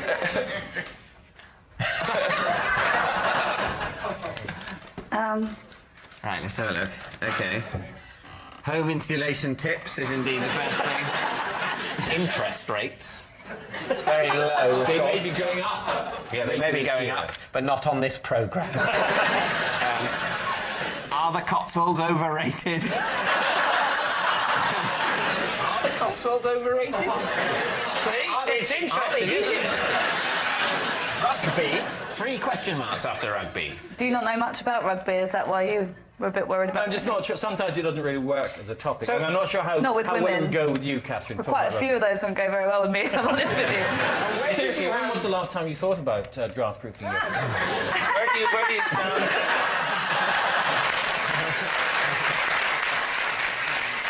What do you call it? Is there a name like the governor? I'll just ask the governor. Something like that. Oh, yeah. You call it the Euston-off. I'll just consult Euston-off. Rugby? Let's write some unexpected ones in it. Boobs!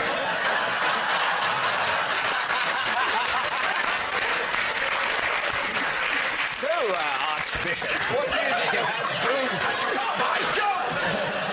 I said boobs! Right, David, come on. Well, I don't think it's true. I think it is true. I mean, look, you went to all the effort of doing it. Well, someone did. Well, you think it's true and you think it's a lie. Is that right? Yeah. Decide. I think it's a lie. My instinct is it's a lie. It's a lie. Yeah. OK, Bill, truth or lie? I'm immensely relieved to tell you that it is, in fact, a lie. It's a lie. It's not Bill's conversation book that he refers to if he ever runs out of things to talk about. In fact, if Bill ever finds himself short of things to say, he just throws to Carol Kirkwood for a roundup of the weather. It's me. For 1 week, I appeared in a Dear Deirdre photo casebook in the Sun newspaper. Both teams are able to probe me. Although I'd be happiest if it was Lorraine. Can I just clarify the Dear Deirdre is the sex thing where you have sex You're in problems bed and you know the photographs with the balloon coming out your mouth. And what are you doing? What's your relationship problem? I was the husband. What was the problem? The wife was attracted to my friend. And what face did you do? I only realised at the very end, Oh, so go on, most of the time I was being happy or vacant.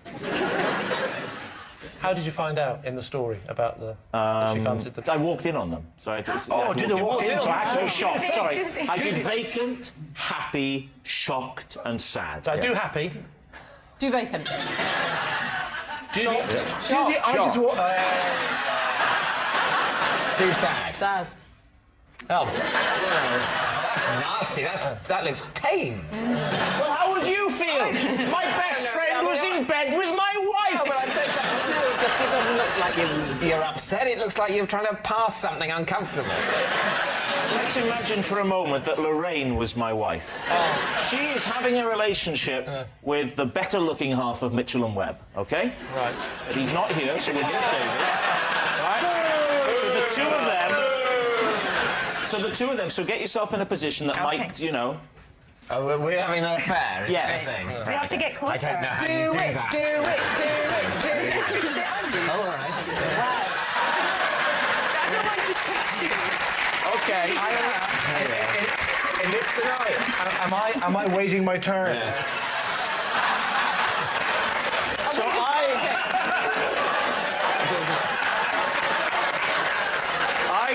I'm coming home. I'm about to give you shocked.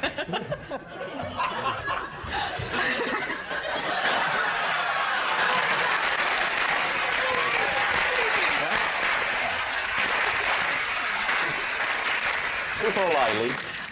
We can say lie, are we, Sue? I think so. Lie. I think OK. so. I don't think I can argue Lie? with that. OK, David? I think it's a lie. You think it's a lie? OK, we'll say it's a lie. Say it's a lie. Aha. It is, in fact, a lie. Well, that's all for now. Good night.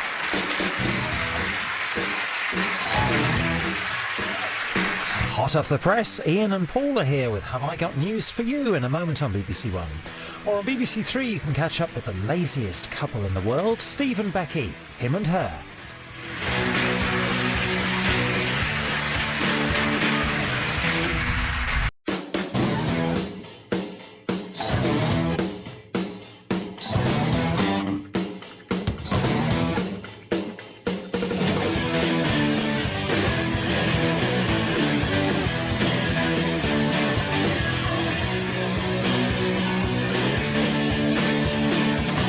tonight, on Would I Lie to You, the unseen bits, Ruth Jones, Ronnie Corbett, Keely Hawes, John Bishop, Richard E. Grant, Jason Manford, Joanna Page, Stephen Mangan, Fran Britton, Patrick Guilty, Bernard Cribbins, and their team captain, David Mitchell.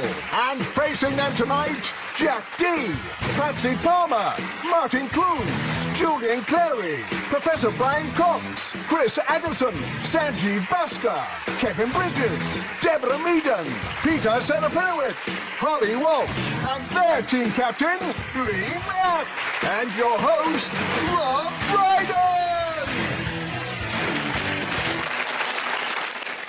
Brian, you're first. Please reveal all. I once caused the Hadron Collider to be shut down after I spilt yoghurt in it. Do you know what? I believe it already. David's team. Paint the picture of a day working at the Collider. Not literally, we'll be here all night. What's the sort of access point of the Collider like? I'm imagining it's like a room with computers in.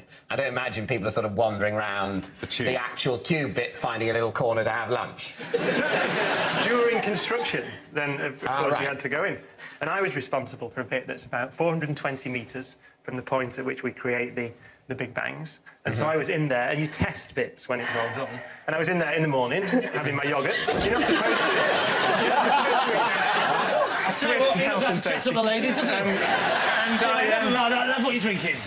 Someone went past me on a bike, because you have to ride bikes or anything, and nudged my arm, and I spilt the yoghurt onto an electrical connection. And this was during construction? Yes. Well, during the testing of my piece. So it didn't all have to be shut down, just a... No, just an octant. We can shut it down in eighths. Right. I think he knew what an octant was. Yeah.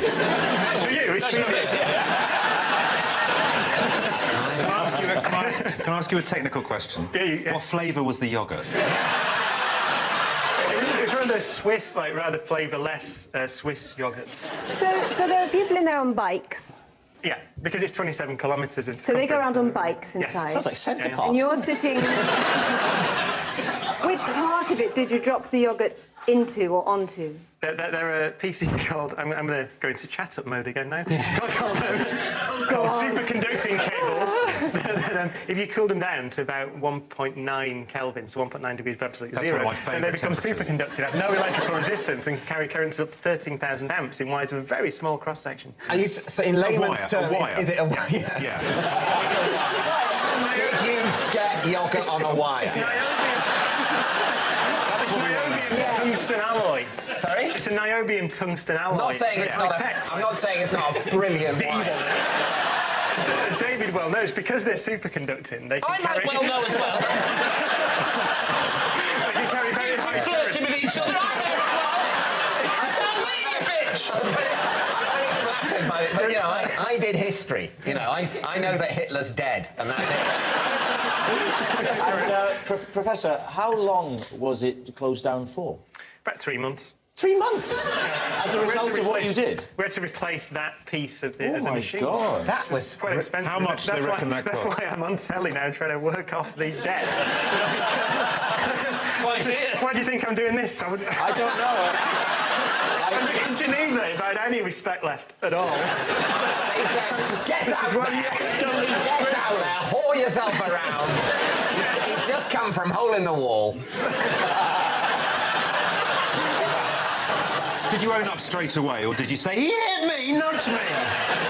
On the bike. I had sticky up hair and a completely sooty face. I couldn't get it. I couldn't deny it. You went to the fancy Did you then take your goggles off? Did you take them off and did you go, Marty, we gotta get to the DeLorean!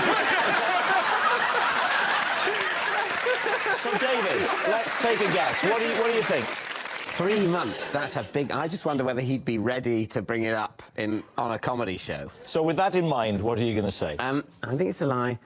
Well, I'm just in awe of the sciencey stuff. And if he says he dropped yoghurt on a wire, then he dropped yoghurt on a wire. Is it a lie? I think it's a lie. I think it's a lie. You think it's true? I think it's true. What can I say? Well, let's be democratic. Say it's a lie. You're saying it's a lie. OK, Professor Brian Cox, is it the truth or were you telling a lie? It was a lie. Well done. It was a lie. Right, Martin Clunes, you're up next. Right. Sometimes I change the order in which I put my shoes and socks on to spice up my daily routine. David's team. Are we to take it that sometimes you put your shoes on first? Of course not. What a silly question. No, of course I don't. So what's the normal then? Which is normal. I like to mix it up, keep it fresh, to stop this thing becoming a drudgery because I have to do it every day. When I'm working, several times a day. So, why several times a day? Well, a leading actor, I have to change my costume all day long. It drives me mad. So when you're doing Doc Martin, you don't just stay in the one outfit all day? I have at least 8 suits. Martin, you don't need to change your socks every time, do you? Oh, you're familiar with my feet, are you? I certainly am not. So we're saying then, Martin, that you do that sometimes just to spice things up. Listen, well, look, you can either... You're presented with 2 pairs of feet, 2 shoes, 2 socks. 2 pairs of feet? 2 pairs of feet. Is that not the norm? 2 feet, 2 socks, 2 shoes. Yeah. They've all got to marry up at some point. So sometimes I'll put both socks on, then both shoes on. Or sometimes I'll put a sock on and then that shoe, and then that sock and then that shoe, just to stop myself going stale. Well, do you know what I do sometimes? And then this is true. I sometimes put my socks on before I put my pants on. And I find that vaguely erotic. Because you're there, Fern, picture it, you're there with your long socks, in my case, with your socks on and nothing else on, just socks. I'll tell you what I do. I sometimes nakedly put my tackle between my legs and pretend I'm a woman.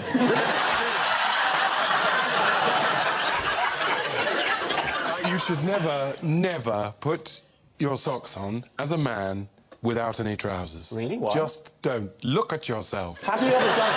I have once an early girlfriend, by which I don't mean she was a sort of cave person. She was one of the girlfriends I had earlier in my life. She said, never do that, and it stuck with me. Really? So this whole getting like dressed it. is quite awkward then. So what's you? Not awkward. No, I just want It's to hear varied from the and- beginning. No, because you've got to get your pants and your trousers on before the whole sock shoe. They've all got to go on at some point, haven't they? What are you saying, David? Truth or lie? Fern, Oh, I'm going to say it's a lie. Lie from Fern. David? Well, I think it's true. Oh, you think it's true? Yeah, I thought it might be true. I'm going to say I think it's true. OK. Martin Clunes, is it the truth or is it a lie? It's absolutely true.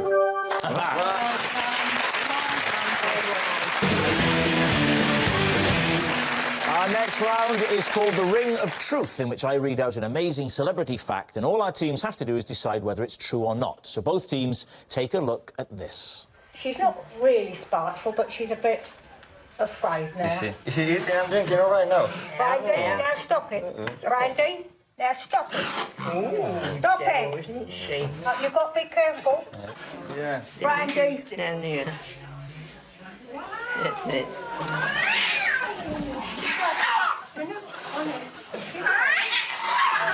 You're little Laura. Did one of your researchers not got an update on Brandy to see how he is now? Well, it was 15 years ago, I think we know. We can live 25 years, cats. You haven't seen him for 15 years, Julian, but he's here tonight.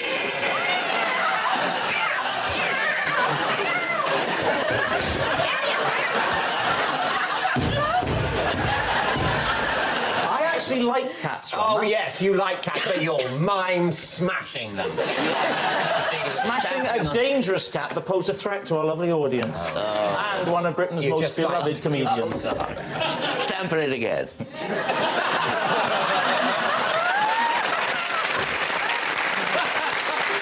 Here's the related fact, OK, related to cats for both teams. Noel Edmonds employs a pet chef once a week to cook a 3-course dinner for his cat. Is that true, both teams? When they say a pet chef, That's presumably a chef for pets. A chef for pets. Not a Jack Russell or a working Cocker Spaniel in a hat. What are the courses in a cat three-course dinner? Yeah, what's the menu? I shall tell you. Yeah. I shall tell you. Veal or no veal? I'm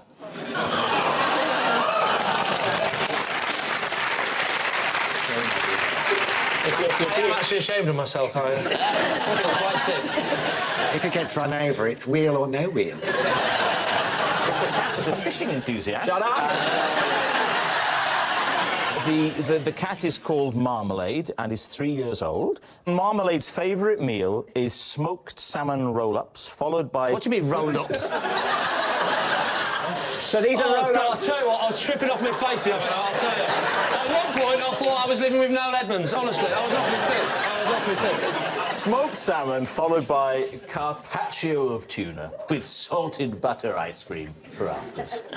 Sounds better in your... I was doing Ronnie. Yeah. I thought you were.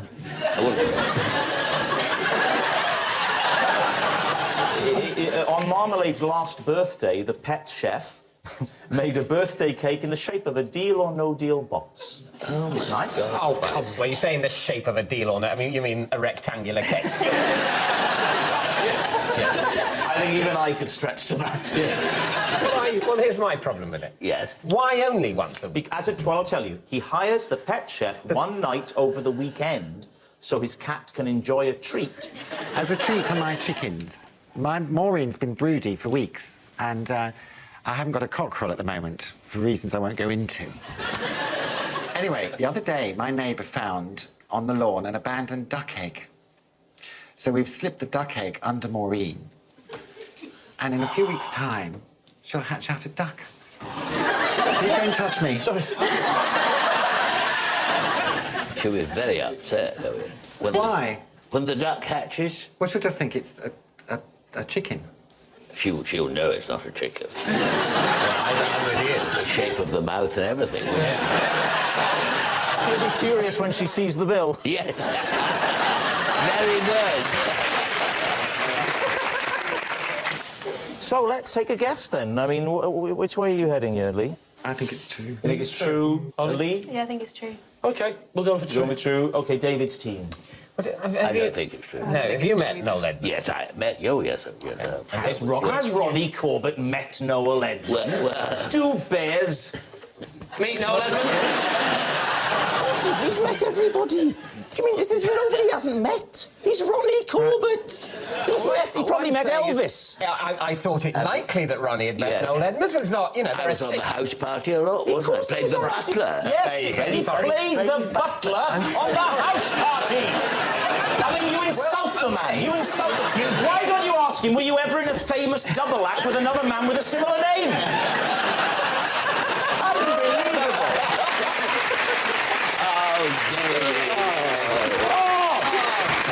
And he loves you for it. Typical. And yet, when I touch him, nothing. Severity. Right, what do you think? I think it's a lie. Yeah. You think it's a lie? Yeah, yeah. So, you think it's a lie? I think it's a lie. We think it's a lie. You're saying you think it's a lie, right? You're saying you think it's true. Someone's going to be right. It is actually a lie. Yes, Noel Edmonds does not employ a pet chef once a week to cook a three-course dinner for his cat. That's the kind of thing a lunatic would do. But as it turns out, he doesn't.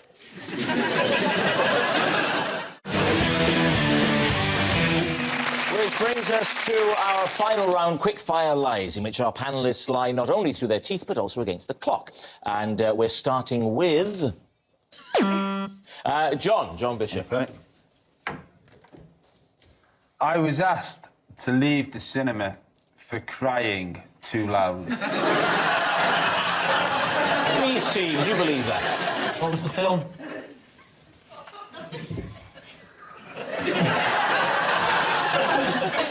Rocky. Rocky? Rocky, the first one. Rocky. Which bit did you cry at? I cried at the bit at the end. Which bit is that? When he looked like he was getting beaten, then he shouted Aiden, then it was all his dreams were encapsulated in that one moment. And, you know, And you cried? I've been through a lot, and so, yeah. How old were you? I would have been in my early 20s and I had... Whoa, slow that down. You were in your early 20s in 1977. Was it 77? No, what do we think? Actually, I tell you, I think it was about 75, wasn't it, Rocky? No. That makes you 55. I would have been a teenager. It was definitely a teenager. The reason... Oh, you're minusing some years off now, are you, John? No, the reason it was emotional for me is because I had it wasn't a friend of mine, it was a friend of my brother's who was a boxer who had had a terrible accident. You think this... Do you honestly believe that you could come on this show? You should have been the age of 6, but actually you said you were 20-odd. And in that panic, you have the audacity to pretend you know about some inflicted boxer to try and wing us round and go, oh, this is terrible news. Of course we believe you, John. What happened to him? It's a lie. It's a blatant lie, isn't it? You're saying it's a lie. The biggest lie we've ever had on this show. John Bishop, is it true or is it a lie? It's a lie. It's not true, what John's been telling us, but I remember as a teenager being advised not to watch Bambi without a box of tissues handy. Imagine my disappointment. Because I didn't cry. Next. Oh, me, right? Oh. I used to put on a different voice on the telephone and pretend to be my own agent. Let's have it, then. The voice? Imagine I've just rung up. Hello, I'm the people that want to book Rob Brydon. Yes. How much would he cost? His name, I used to call him Richard Knight. And Richard used to talk like this, and he'd say, listen, love to help you out, but at that price, we're really not going to make much movement. And I once did a charity gig, and... It's a lie. He's never done charity gigs. got money for it.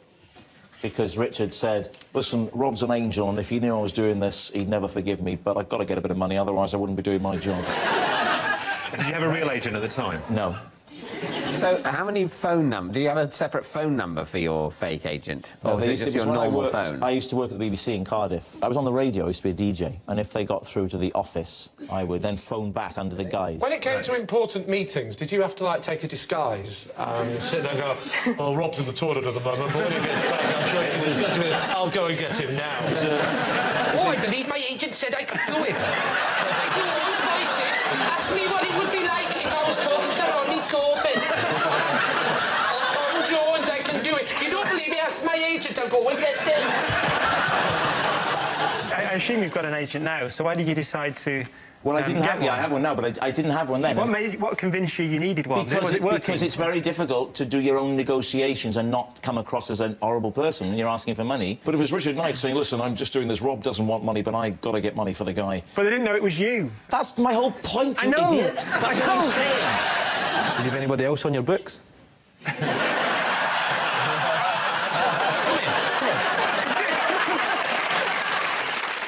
What's the sort of work that... Hosting things. This was back in about the late 80s when I was a local radio disc jockey. So Did the agent take a cut?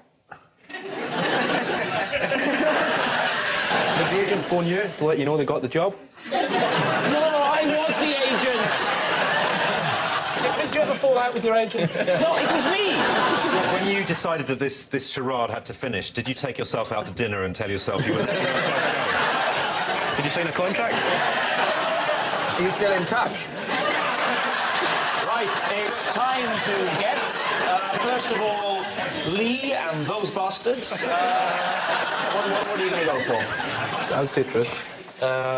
You think it's true? You saying it's true? Yes, in the words of Rob Brydon, I think that's true. Right, saying it's true. David and these arses. What do you say? That is so true. I think it's true? Yeah, I think Keely it's thinks true. it's true. David, well, let me buck the trend by telling you it's true. Next. It's Jack. Right. Possession. OK, reach under the desk and take out the box underneath the desk there. So if you just pop the possession... This is the fez that I put on to propose to my wife. Let's see the fez then, please, Jack, if you could just take that out. So there's the fez. There's the fez. OK, David. OK, why? We were on holiday. Yeah, I think you should put it on, Jack, so we can all get an idea of the romance of the moment. You're on holiday in Cooper World. We were on holiday, and there was a hat like this in the bar, and I don't know why it had all sorts of knickknacks in the bar. And this is the look I went for to propose to her because it seemed like a fun way of breaking some very bad news. And what were you doing it for? Was it because you were trying to be different from your stage persona, or were you... you know, there was no... When you do a thing like that, there's no rhyme or reason to it, is there? You just think it's a bit of fun, and then you didn't know that 20 years later you'd be interrogated about it by a group of people who don't care, you know, about you at all. Where were you actually... What sort of situation, what location were you at when you put the hat on? We were having drinks after dinner. Well, just imagine for a moment, then, that I'm your now wife. I would much rather not. This is the game, and I'm sat there, I'm having a lovely time, but I've landed on my feet with Jack. I mean, I could have gone out with all sorts of people, but I went for Jack, and he's a hell of a guy. And then out of the blue, you say this. What, would you marry me? Well, just like that? Yes. Really? Simple as that? Yes. Did you really say just like that? Yeah, I did, without any irony. I know, yeah. Incredible. That wasn't even an answer, OK, what are you going to say, David? Is he telling the truth? I think it's a lie. I don't think he looks comfortable in a fez. And you think it's a lie? Yeah, who does? What are you going to say? I think you're right, so I think it's a lie. You're saying it's a lie? OK, Jack, is it the truth or is it a lie? I'll have you know, it was a lie. Next. It's Lee. Every year, I mark the anniversary of the death of my goldfish by pouring a shot of brandy into my pond.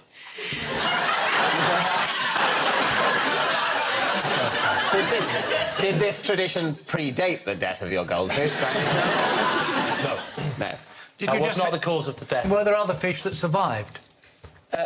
Yeah. I've got a pond in the garden. Yeah. And the pond has nothing to do with the death of the goldfish. But how many fish were in the pond? Just one? I'm not going to say this again, Bernard. Was the goldfish in the pond when it died? No. Sorry, that goldfish was not a pond goldfish, it was a bowl goldfish, was it? Or a tank goldfish? It was a tree goldfish, actually. Where did he live? The goldfish lived in a bowl. The goldfish bowl. If the goldfish lived in a bowl... Correct! Why do you commemorate its death by pouring brandy into an alternative goldfish habitat?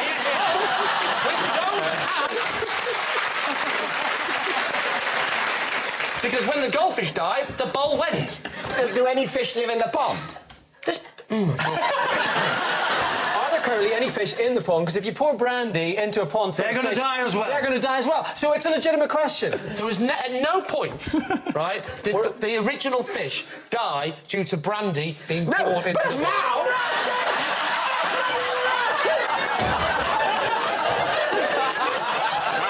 There's fish in the pond, right? But the amount of brandy that I pour into the pond is like the weakest cordial you could ever drink. Fish, Lee? Fish are drinking all the time. Yes. Not brandy! Not alcohol. Brandy if it's in the bloody water? Yes, but it's then not brandy, is it? Brandy is... Well, it's brandy and water! No, it's not. It's a weak brandy and water. No, it's brandy diluted is no longer brandy. So you're saying when you put soda in brandy, you'll make it no longer brandy? Soda in brandy? You put soda in brandy, Brandy and soda, yes. What kind of 1970s porn world are you living in? Just one last question. Why do you commemorate the death of a goldfish? Right. It doesn't matter the death of a goldfish. Oh, it Not doesn't many matter to people you, care. you bitch. No, it doesn't matter. It absolutely doesn't matter to me, but I suspect it doesn't matter to you either. Oh, and it doesn't matter to me, but it matters to the wife. The wife loved that goldfish like a husband. And so she said, do me a favour, my beloved husband, show your respect for this fish I so loved by annually pouring a shot of brandy into the pond of these other fish who I secretly hate and wish to destroy. So with that in mind, David, what are you going to say? Bernard. He's a liar. Patrick? It's true. No, it's not. He's a liar.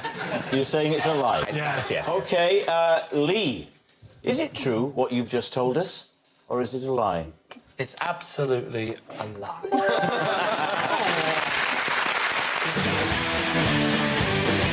We've done the whole show, and I didn't ask you, Peter, to do your Terry Wogan impression. I feel bad. Now, Rob, you know I don't do a Terry Wogan. Come now, sir.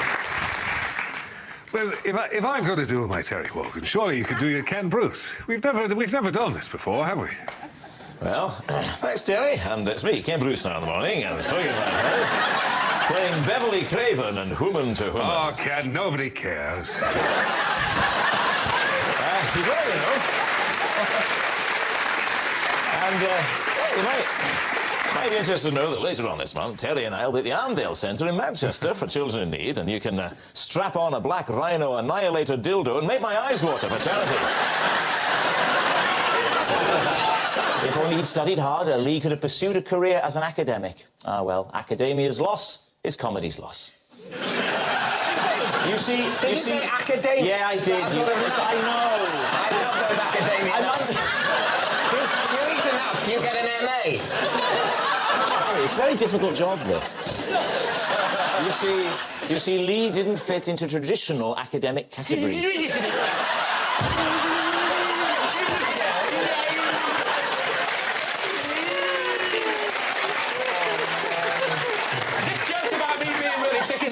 You've not been able to read, is it? You say true, you say lie. You said lie. It is actually true. No, I've got to press the button. Sorry, I'll do it again. Can you react the same way? I forgot to press the button. You say true, you say lie. True, actually. We think true. You can't press the button, I'm going to get points out of it. I can press the button. I may not be able to spot a truth from a lie, but the button I've got. You say true. No, we're changing it to lie. Here we go. Right. You say true. No. You say lie. These people want to go home. Yes. So does Ronnie, yeah. God, Look, yeah. He thinks he's recorded a whole series tonight.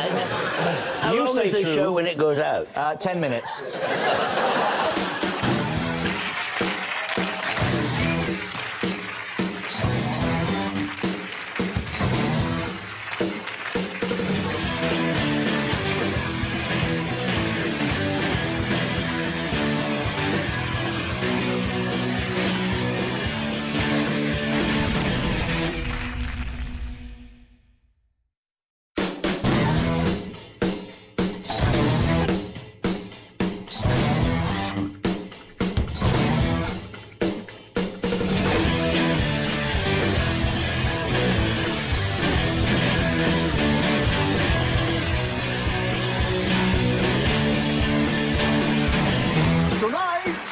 Best of Would I Lie to You? Carol Vorderman, Janet Street Porter, Omid Jalili, Russell Howard, Ken Livingston, Clive Anderson, Miranda Hart, Reginald D. Hunter, Terry Christian, and their team captain, Lee Mack. And facing them tonight, Jamelia, Stephen Mangan, Claudia Winkleman, Marcus Brigster, Fern Britton, Davina McCall, Joe Brand, and their team captain, David Mitchell, and your host, Rob Brydon.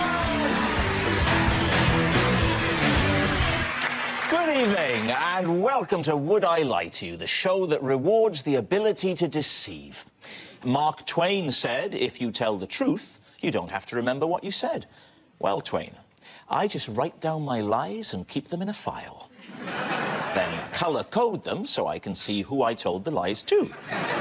Then I have them cross-referenced with another file in case I meet someone else who might have heard the lie. And I have the files maintained by a full-time secretary in my lie library who's on call 24 hours in case I need a spreadsheet of the lies to be emailed over.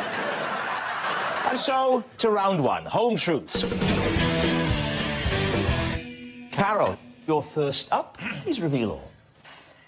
On Countdown, if I worked out the number puzzle before the time was up, I used to play a little game. That's where I've seen you before.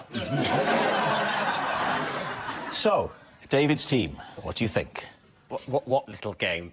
Well, on the numbers puzzle, you know, you used to do the press the target and the number and the target. And then there's would a come time up. limit. And then there'd be 30. You had 30 seconds to do something. Yeah. Well, most of the time, I'd get the answer before the clock started, so I had 30 seconds. Before the clock started? Yeah. What I used to do, I used to get my pen that I would write on the board with, and I used to go round all the props boys, and I used to make them tap the end of my pen, and how many could tap the end of my pen in 30 seconds was the game. So, how many props guys were required in the production of Countdown? Well, Joe's been on Countdown a lot, so you know how we have someone like Harry or Vince or Stan who do the water pouring. Carol, and then we had. Oh, yeah, had. Tap the pen! Yeah. They're probably sat there. Was this not distracting to the poor contestants who are trying to do some maths if out of shot? Slightly out of shot, yes. I feel sorry for this new girl that's doing the numbers, because all the props guy must be going, oh, you'll have great fun on this show. They will have said to her on the first day, are we going to play Touch the Pen? And got fired for sexual harassment.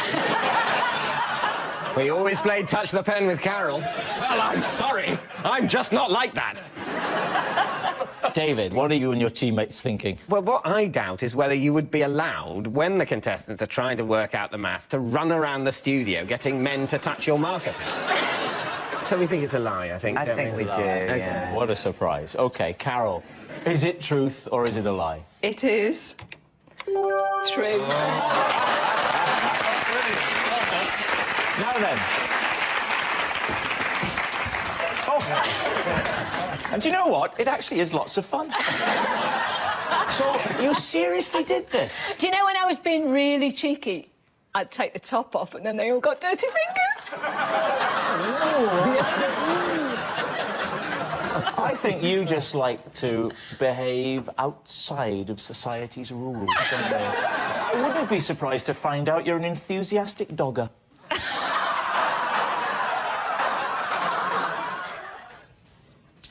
The D in my name stands for delicious.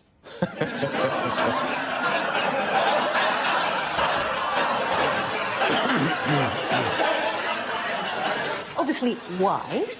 Well, it was the late 60s when I was born, 1969, and black men my age around that time being given names like Reginald and Winston and Delicious because at that time in America, the affirmative action had just started. So black women saw an opportunity for their children to get more jobs. So what they did was, we'll give him a name that will enable him to be, you know, recognizable yet dignified to potential employers. And Delicious is dignified. well, I mean, you have to understand how it's a little different in the black community than it is in your white world. Like the name Delicious commands great respect in the ghetto.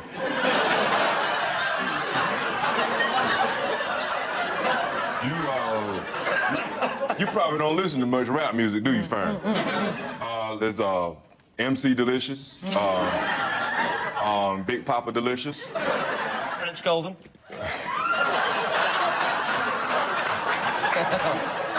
And where did Reginald come from? Reginald is a German name. It means mighty or wise power. And delicious means very tasty.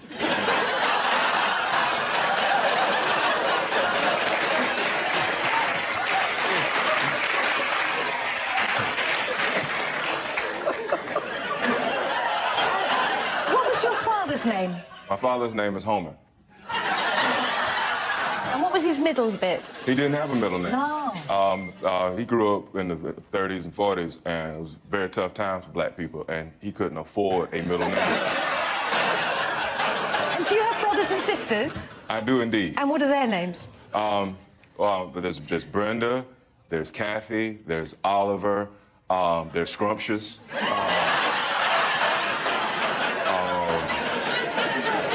I don't think people would have thought that calling you delicious would help you get jobs, except as a food. Well, I think... shall we say it's a lie? I think that's what we're... You're going to feel stupid when it's true. So you're saying it's a lie? Yes. OK, Reg, is it the truth or is it a lie? It is a lie.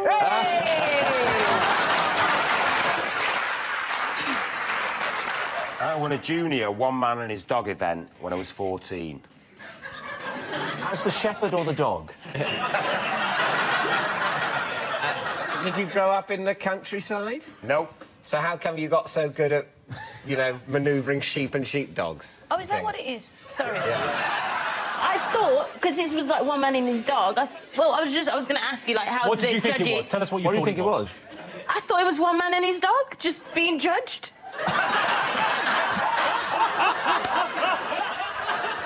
No, I did.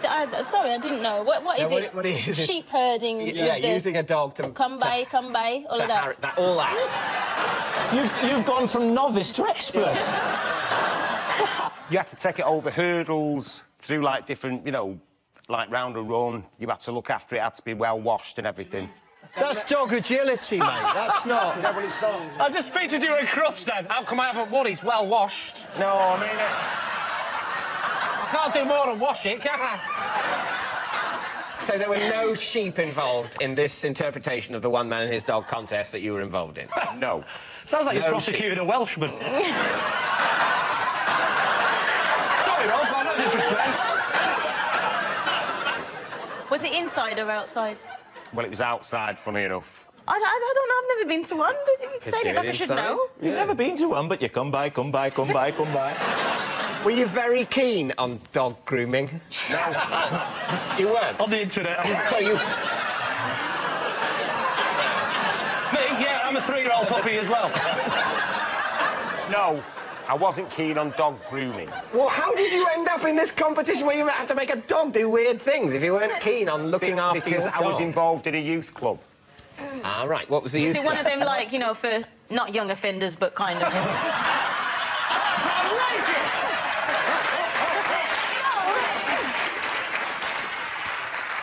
I think this is a lie. I think it's an absolute lie. He didn't train the dog. There was no sheep. I mean... I also think this is a lie. Well, I think we're unanimous. Oh, you're saying that it's a lie. Terry Christian, were you telling us the truth there, or were you telling us a lie? Well, sorry, lads. Oh, it's a lie.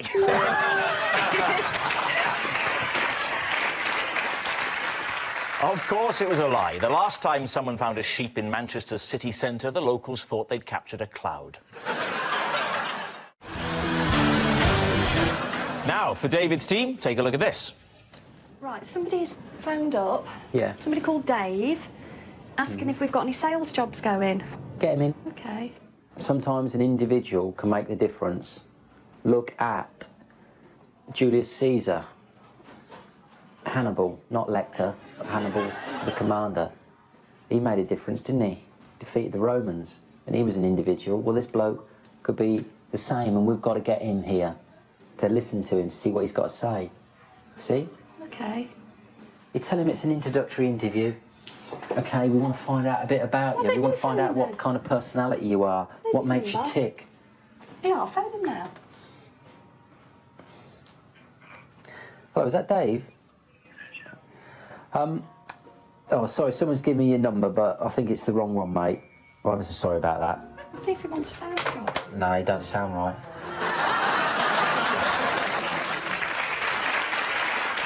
The Armstrongs there, showing the kind of decision-making that can make the difference between failure and abject failure. But here's the related fact for David's team. When interviewing office staff, Simon Cowell asks every candidate to give him 10 uses for a kettle. The idea came to him after a Harvard professor, that's a university in America, Lee, told him about the type of questions they ask applicants during the university admissions process. And he decided to ignore those and just to ask about a kettle. Well, this is one of the ones. Apparently this is one of the ones, because it makes you think on your feet. Well, there's almost nothing that you can't believe he'd say in order to try and seem in some way different or interesting. He depresses the hell out of me. Yeah. That failed audition for the X Factor still rankles, doesn't it? Still rankles, yeah. Apparently, this is how Danny Minogue got her job, isn't it? Because she really impressed him with an unusual use. Because she uses the kettle to melt down her face and remould it every minute.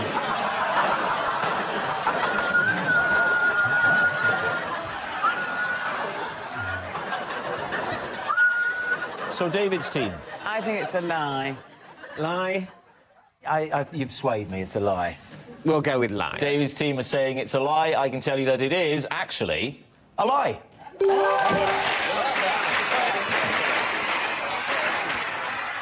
Mick Jagger has been asked by a company if they can sell his ashes in collectible egg timers when he dies. They offered Mick Jagger, and it seems too good an opportunity to waste, Mick Jagger, they offered... It's good. It's not up there with Ronnie Corbett. I'm not going to say for a second that it is, but it was worth an airing. But what would Ronnie Corbett sound like if he was singing a Mick Jagger song? Yeah, good idea, good idea. Go on, go on. I can't get no satisfaction. An Australian... It was an Australian... Don't try and look like you weren't pleased to be asked. David, time 2, you'll make a decision. So we're going to go with true. You're saying it's true. All right. Well, let me tell you this. It is true. Please welcome this week's special guest, Sadie.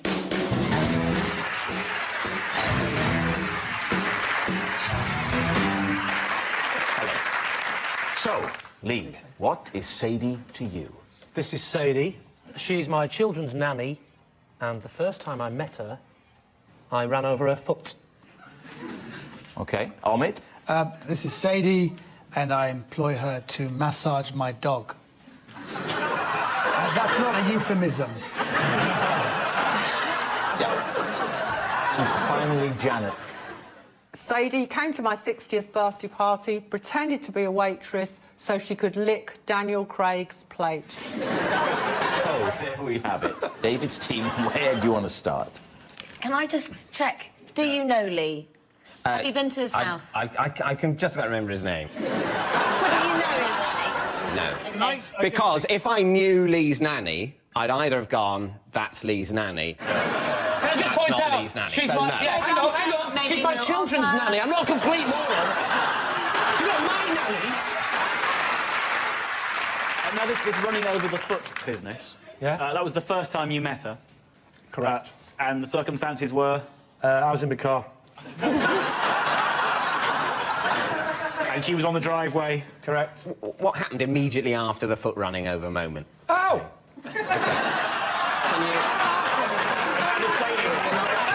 Can you roll that forward? Ow!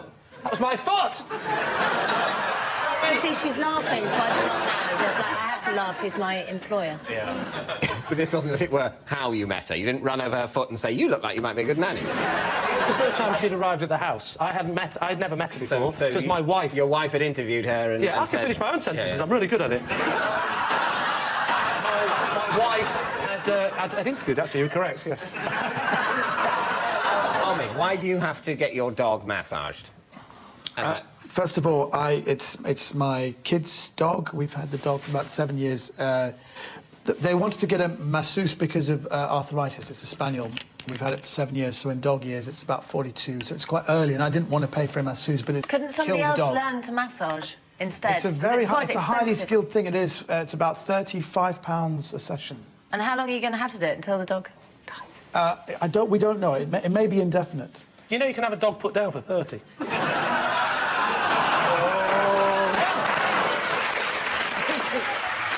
Janet, can I just check? Sadie came round to your house, she pretended that she was a waitress, she wanted to lick Daniel Craig's plate, and you didn't just chuck her out and go, you are completely weird, you're leaving. No, I don't care. She was not... There was a lot of people at the party, and Sadie was at the party, Daniel Craig was at the party. Sorry, so Sadie was invited to the party? Yes. The waitress act was in order to gain access to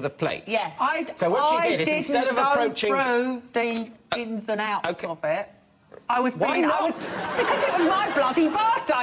trashed. I was having a good time, like anyone here tonight would do. Just because you're 60, love, doesn't mean you can't, get off your trolley. The question is, why do you think that Sadie, instead of using her position as a party guest to talk to Daniel Craig, which is legitimate in a party, I think you'll agree... Go on, You're really getting on my wick now. Do you want some? No. Have you met anyone famous in your career? Really famous? If you met met Daniel Craig, could you actually speak? No. There you go. She's right.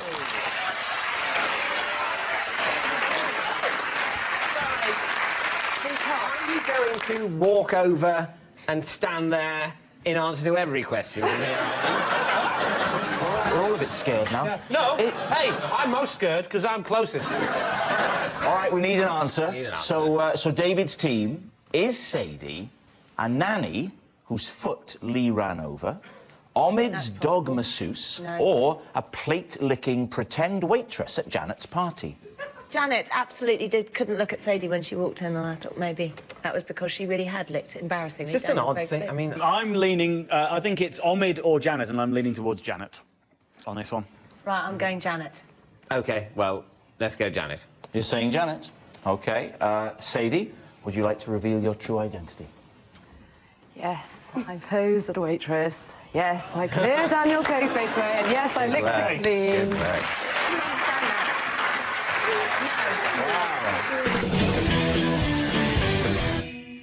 As a child, at my grandparents' house, I had a little bell that I would ring if I wanted anything.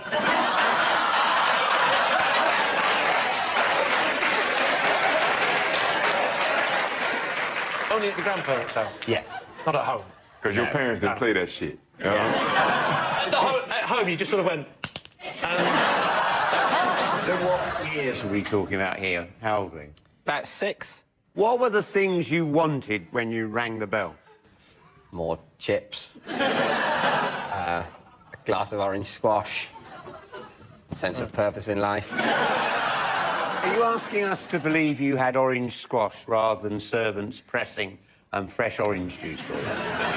In many ways, the level of my poshness has been exaggerated. Welcome to my world, Sonny. The level of your poshness has been exaggerated. So, Lee's team, what do you think? We'll say that that's true. You're saying it's true. David, is it true or is it a lie? Well, it is, in fact, true.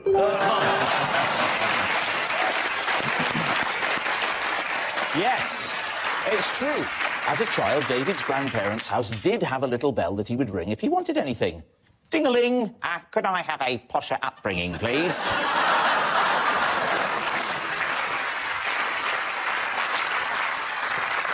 If you give me any date before the year 2000, I can instantly tell you what day of the week it was. Bollocks. Is this something you learn, or is this the kind of, you know, Rain Man type thing? No, I had to learn... You learned how to do it? Learned the system. What's the system? The system is, what you do is you actually just learn.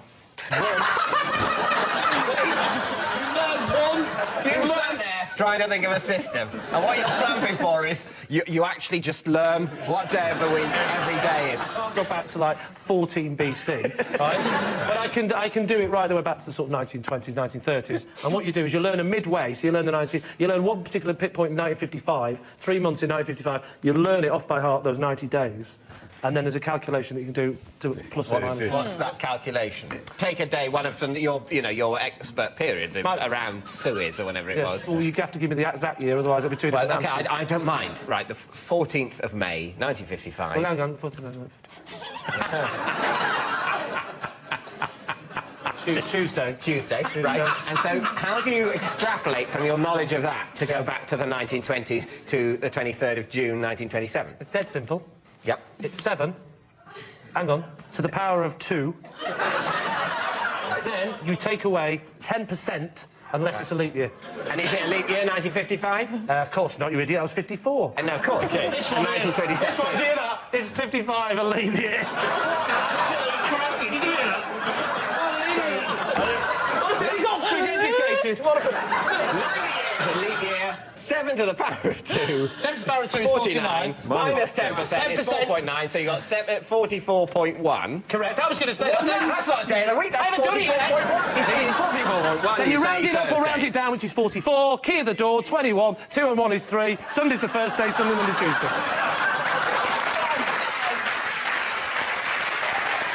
So, David. Lie. You're saying it's a lie? OK, Lee, are you telling a lie? Of course I'm telling a lie.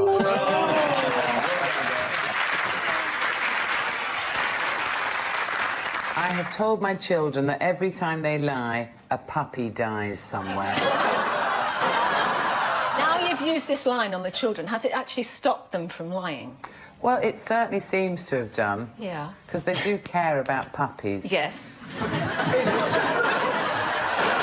It's a bit of a relief, actually, that you're saying that didn't result in your children telling loads and loads of lies and getting excited by the prospect of puppy death. It's heartening on that level. No, but... I don't have sadistic children.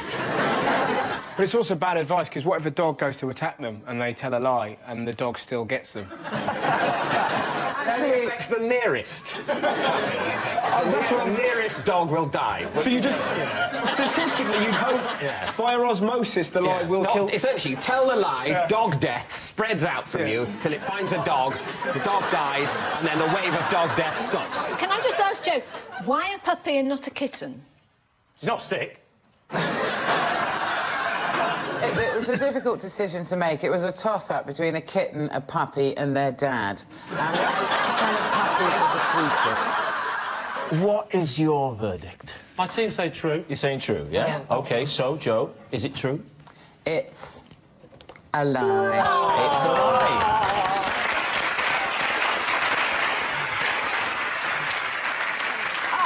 Possession. Ah, now, there's a box just behind the stage there, Claudia, if you'd like to get the box. Hold on, bear with me. Take out its contents. OK, in here is my pet cat from when I was little, and my dad had her stuff for me when she died. Oh. Here she is. Oh. I'll just pop her on the desk there, Claudia. What's she run over?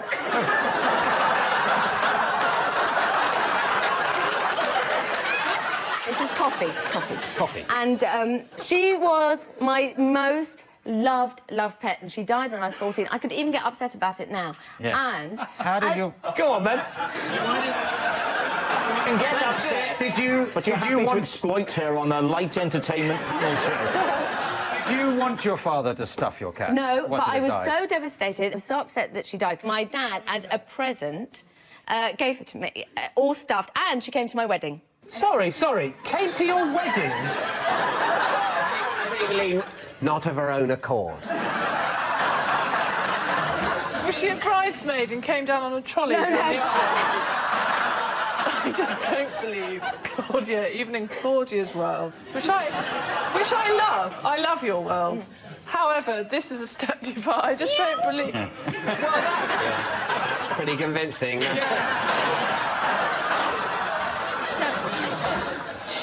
It's talking to her now. Time now for Lee to make a decision. She looks like a very lovely but slightly unstable woman, and I'm going to say that that's true. You're saying it's true? OK, Claudia Winkleman, is it true or is it a lie? It is indeed a lie. Oh, what a shame. It's a lie. I have made a CD of the sound of my kettle boiling, and I play it every night to help me get to sleep. Lee's team, is that possible? Why would that help you get to sleep? It reminds me of my grandmother, because we were always caravanning when I was little, and she'd be up later than me, and the kettle would be just boiling on the gas stove, and I could hear that little hiss and whistle and the bubbles. I had it done for me by the sound people at work. You Really? absolute lie. You're trying to tell us. All I'm picturing is a man now with these big things on, going like that, and okay. 5, 4...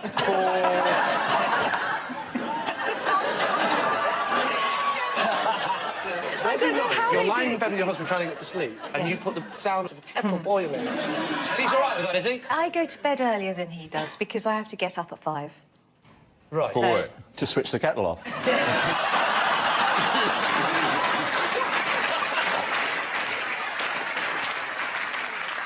Have you tried sex? And plus, when Have you tried sex to get to sleep? Yeah, because Ken's got a good technique if you want to try it.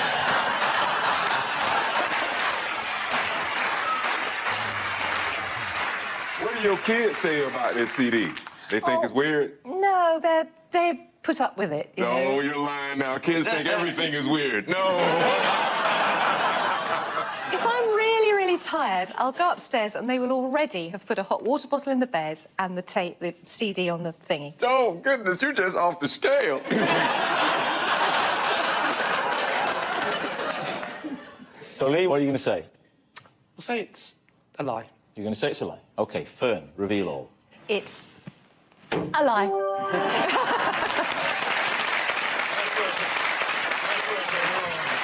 Yes, it is a lie. If Fern can't get to sleep, she just rings Philip Schofield and asks him to tell her about his time in Joseph. Again. And that noise signals time's up. It's the end of the show. And my individual liar of the week this week is Fern Brydon. Yes. Fern Brydon, whose gigantic whoppers were as beautifully showcased tonight as they were on her 2003 Pilates video. Good night.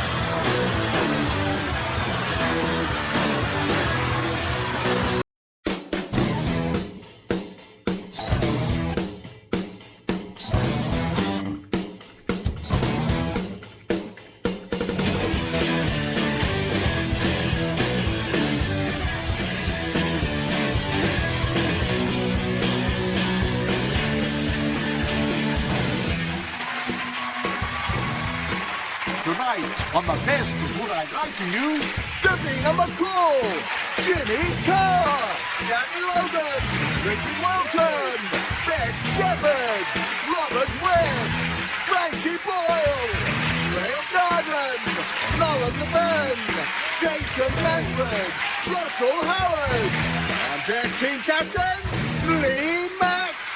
And facing on tonight, Rob Brydon, Michael Ashford, David Baddiel, Cara O'Brien, Trisha Goddard, Lil Daniels, Rich Hall, Kristen Murphy, Danny Baker, Maureen Lipman, Michael McIntyre, and their team captain, David Mitchell.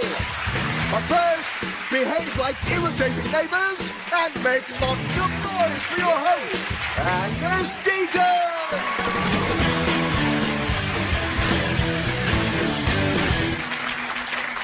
Good evening and welcome to this hastily cobbled together, this specially compiled bonus edition of Would I Lie to You? Yes, 30 minutes of largely unbroadcast material deemed too funny to show you the first time round. If you have a red button on your handset, it will be of absolutely no use to you for the next half hour. This is a quiz about lying. Lying by omission is when you knowingly leave some information out, like when the estate agent shows you around in the 2-minute gap that the Eurostar isn't going through the kitchen. And scientists have developed a truth serum that makes people incapable of lying. It's called 6 pints of lager. And so to round one, in which our contestants are given one simple yet frequently insurmountable task: to read a statement from the card in front of them. They never know what's on the card, a true fact or something we made up earlier. This can lead to panic, nausea and occasional vomiting. People who expect high-quality fibbing should look away now. I was voted the 47th sexiest man in Wales. The 48th. I think was John Humphreys, the guy who made this part. Wales has its own newspaper called the Western Mail. Have we asked him which year this was? Oh, yeah, which year was it? It was clearly not in the last 10. It was about... Listen to you, George Clooney. I could take that coming from Robert, who has a certain earthy charm. Right, thank but you. From a rejected Chuckle Brother, it's a bit rich.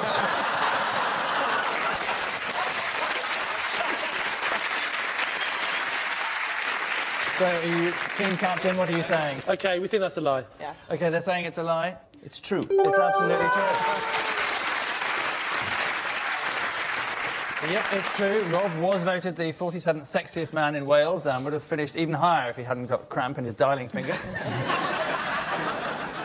Next, Robert. I was voted the 88th sexiest man in the world. By who? But it was the readers of some women's magazine. Which Blind and Wretched. You would know. Where did David finish? I'm not so very sure David was on that list. Unfortunately. Generally, Robert is considered the better looking one of your outfit. But if it were me, can I say this? I think that you are easier on the eye than him. I think there's something very pleasing, and you may notice I've been looking at you a lot. I just think he looks lovely. I feel a bit weird about this. But, you know, thanks. Rob, anyway, if we could drag you back Yeah. to the poll. I think it's. I think it's true. Robert, the answer? It is true. It is true. I had an interview at MI5 to be a spy.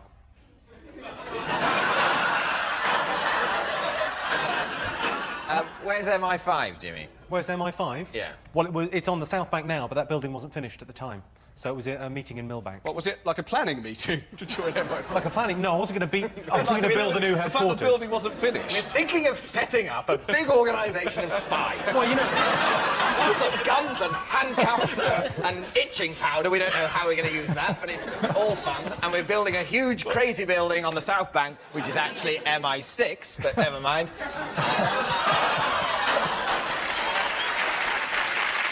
Can I say I'm worried now that you know a bit much about it, and you really do seem like a spy, I think, because you're posh and a tiny bit gay, even though you're not. Well,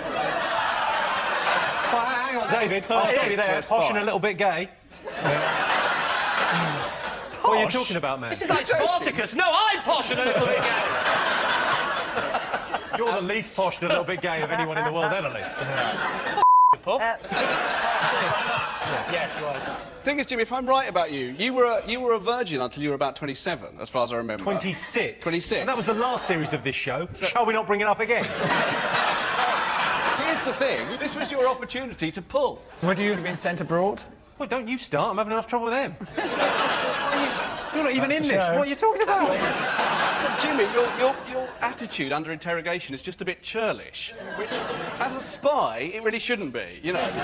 The other interrogator starts asking questions and you go, are you in this? Was this during the Cold War? Yeah, I'm 50. You might be. Your hair's dyed. So... Fashion tips from a tramp.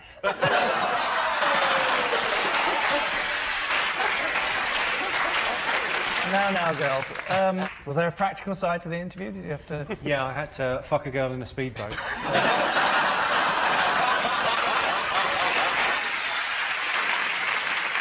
David Mitchell, what are you thinking as team captain? I think it's not true.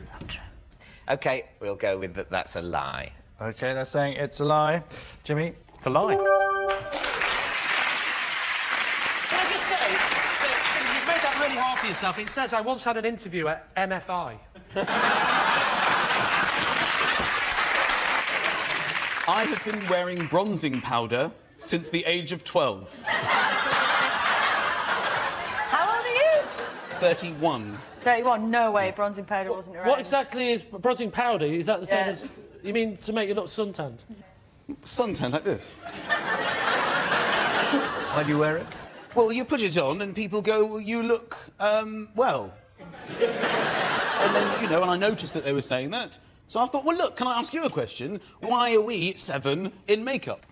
Well, to catch up with you. The fact is, you're in makeup because you want to look good on TV, and I just want to take that into you know, outside of television. You want to look TV smooth 24/7. Yeah. These things must come in specific colours and stuff. What option have you chosen? Deep bronze. Heavenly mahogany. I don't know the actual bloody name of the colour. Graham, what do you think? Well, if that's deep mahogany bronze, he's been robbed. No, it's a lie. It's a lie. Big lie. Big lie. They're saying it's a lie, so, Michael, fact or fable? It is indeed TV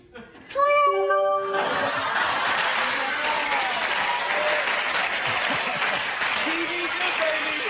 24/7! TV good! People pass you in the street, they try and change channel. Look at this guy! He looks TV good! I saw... I mean, I'm very glad you're so pleased for the team, but I think in a minute... In a minute, you're going to have to face the wider truth of what people now know. No, I know. It's true. Michael has been wearing bronzing powder since the age of 12. The good thing about bronzing powder is that people can't see that you're embarrassed, no matter how many times they point and shout, "There's a grown man wearing bronzing powder."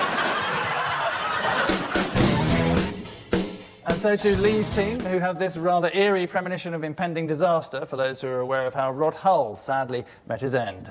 Yeah, I've locked up the canteen. Everything's nice and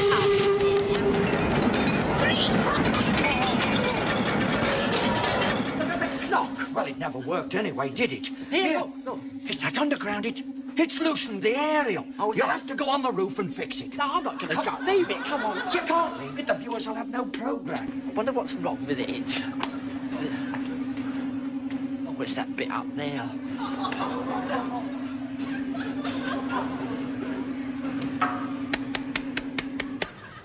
Has that got it? Yes, that's all right.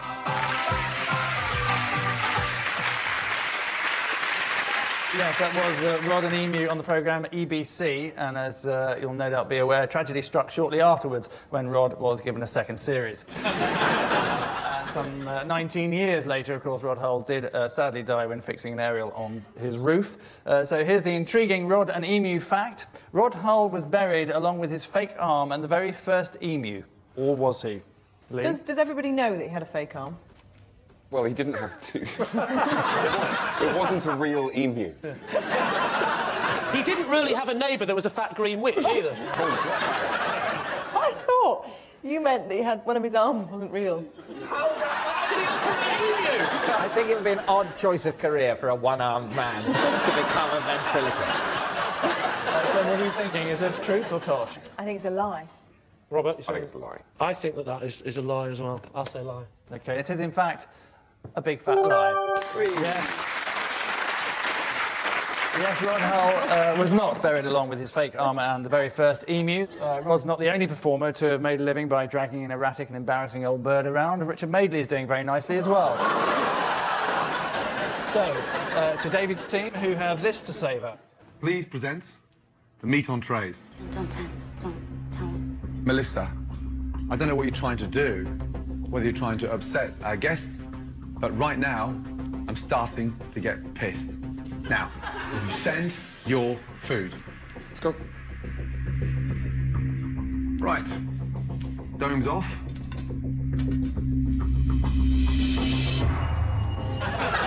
Jen, describe the dish. That's a duck breast. You four hell's bitches, I am embarrassed. I don't think I've ever been so embarrassed inside this restaurant in my entire life. Get out my sight.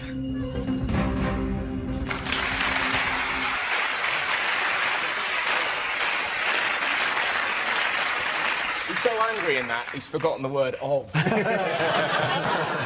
It's essentially the way he's been obviously willing to Americanise for the money, so he's actually accidentally said that he's going to get drunk. Yeah. And he said, bring the meat, I think he was trying to say the meat entrees, because that's entrees what the Americans moronically refer to a main course as. But it just sounds like, bring on the meat entrees.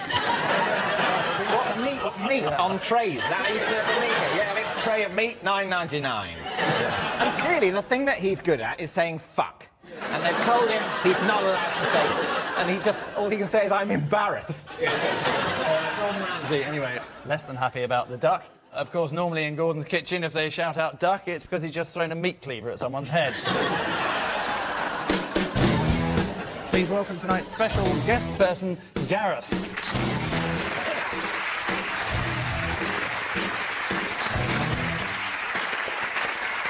So, Tricia, what's Gareth to you? This is Gareth, and he came on my show to cure his fear of Scotch eggs. Yeah, right.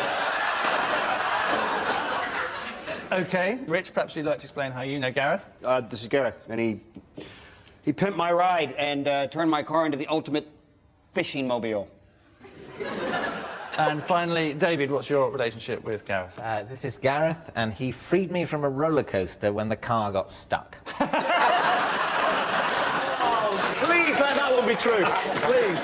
So there you are. Tricia's phobic guest, a car pimper, according to Rich, or a theme park rescuer, if we believe David. Lee's team, where do you want to start? Oh, definitely Tricia.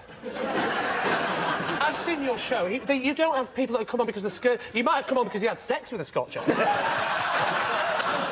of a Scotch egg. He had a bad experience. How does the fear manifest itself? He used to sort of get panicky and scared when he saw a Scotch egg. Surely it's really easy to avoid Scotch eggs. I mean, there's a tiny section of the supermarket that you could easily walk round. Oh, I need to get some Baileys for Christmas. Oh, an egg! What if he loves pork pies? Yeah! Name a supermarket where the pork pies aren't right next to the Scotch egg.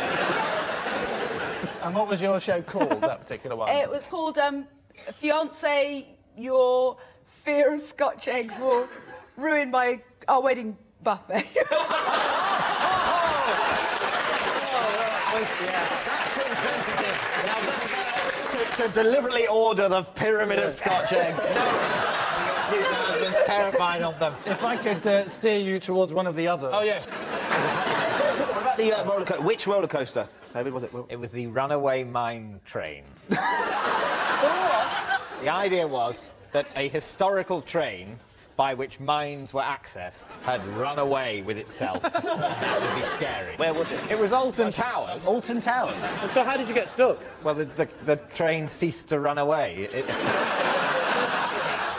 But it goes through lots of tunnels, and in one of the tunnels, it suddenly stopped in the dark. Right. And they said over the... there was a speaker, and they said, stay where you are, we'll be sending someone. And it was Gareth. I'm honestly struggling with the idea that you went for a day out to Alton Towers.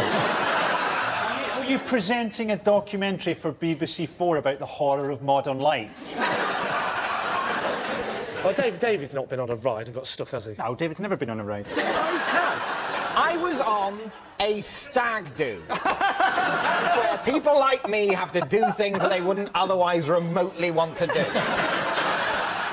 What about Rich's car pimper? Rich, your car was turned into a fishing mobile. What is the car? What was it? What, mate? It's not a car, actually. It's a small pickup truck. So how did it turn into a fishing mobile? Well, basically, there's just two big all-weather bucket seats in the back that you can sit on and fish without, and swivel. It's got a rack for fishing rods, and the glove box folds out, and you can tie flies on the glove box. No, it sounds like he's doing drive-by fishing. You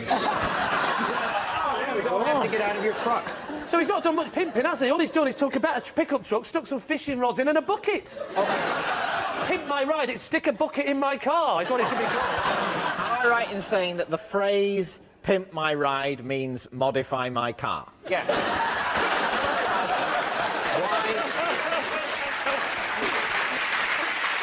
You can either go for the Scotch egg-fearing guest on Tricia's show, Rich's personal car customiser, or David's roller coaster saviour. Well, look, right, Tricia's thing is just madness, right? If David had to go on a stag party, he'd insist that it all got changed and they went to Venice.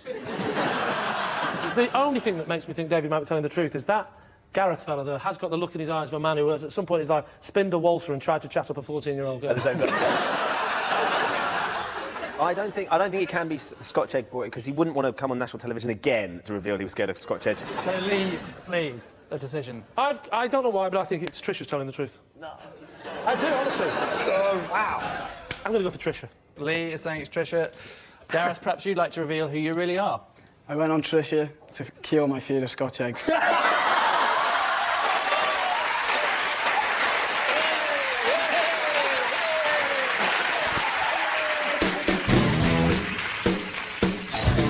I got picked on at school because my mum was the dancer in the titles of Tales of the Unexpected. We can remind ourselves of what Russell's mother looked like.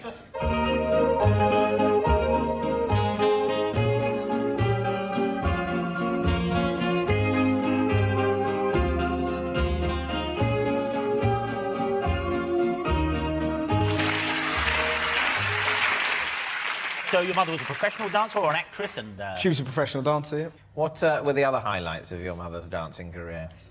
We never really went into it. So you never... You're not going to go at age 8. Mum, have you done any other dancing that I'd...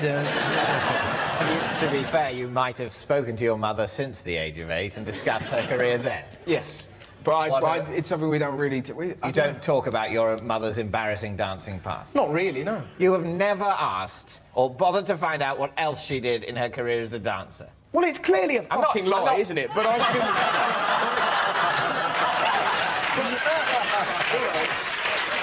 Do I get extra points for capitulation?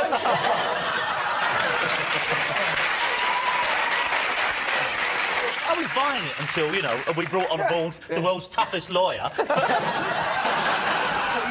know that every job your parents have ever Nobody had. knows what their dad does. What are you talking about? What? Nobody knows what their dad does. Basically, totally willing to believe the whole tales of the unexpected thing. It was just the refusal to countenance having discussed your mother's dancing career beyond that. It seemed so implausible. Because, as we now know, nobody knows what their father does. Absolutely. Do you know, like, you know, you have a vague idea of what your dad does, but you don't know the nitty-gritty. Like, go through all your dad's jobs then, as you know every one of them. Well, OK, well, he didn't have many. He lectured in hotel and restaurant management from 1976 to about a year ago when he retired. Before that... But the fact is, before that, his dad was the dancer on the... of Tales of the Unexpected. Right. These are the wig and glasses I wear if I want to pop to the shops unnoticed. Right. Yeah. Would you mind slipping into it? Is that the right way round? No, it's the right way around. And the glasses? It's Davina. Good grief. I know we have to like make a guess, but I'm really liking that look, by the way. I like it very much. Thanks. Michael. I would... Oh, yeah. For me, my opinion is worth nothing to you. But that's cool. You look like Ken Barlow's ultimate fantasy.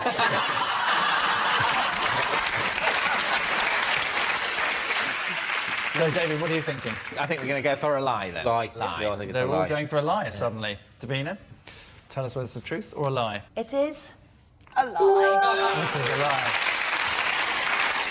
But can I keep these? Yes.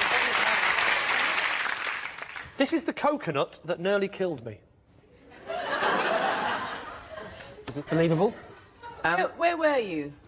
Under a coconut tree. What do you think? I was stood underneath the coconut tree, and, well, the coconut fell off the tree, barely missing me. And you brought it home? Yeah. I'm suspicious because you're not allowed to bring fruit and vegetables from foreign countries into... Well, you made the classic mistake, haven't you, Tricia? Because a coconut isn't a fruit or a vegetable. It is, in fact, a seed.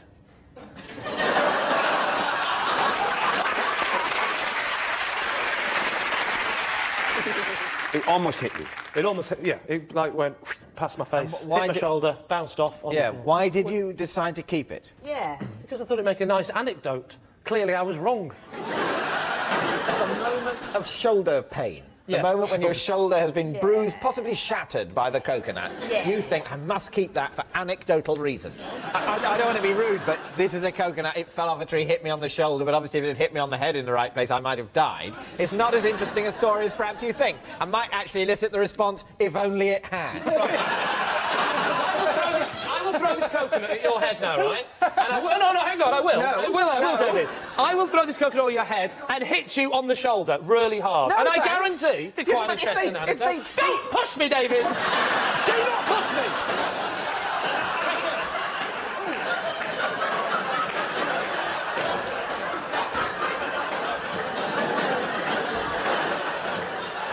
No one is insured for that to happen. We think it's a lie. Truth or lie? It is, in fact, a lie.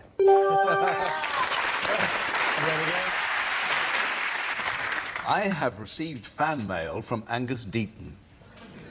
I'm not actually allowed to take part in this question, unfortunately, because obviously I would be... When was it?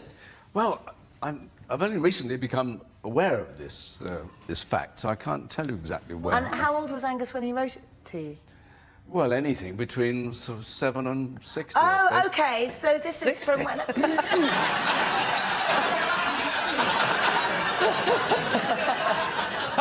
51. Thank you. Did this person, whoever it was, tell you roughly what the letter said and what it was in connection with? Yes, it was a capital radio show. A friend of mine was in the Susie Quattro fan club, right, and got a letter about 3 years ago. They used to get a newsletter every month with what Susie Quattro was up to, and he got a newsletter through the post, and it said, "Dear member, I'm afraid this will be the last newsletter going because there's only me and you left."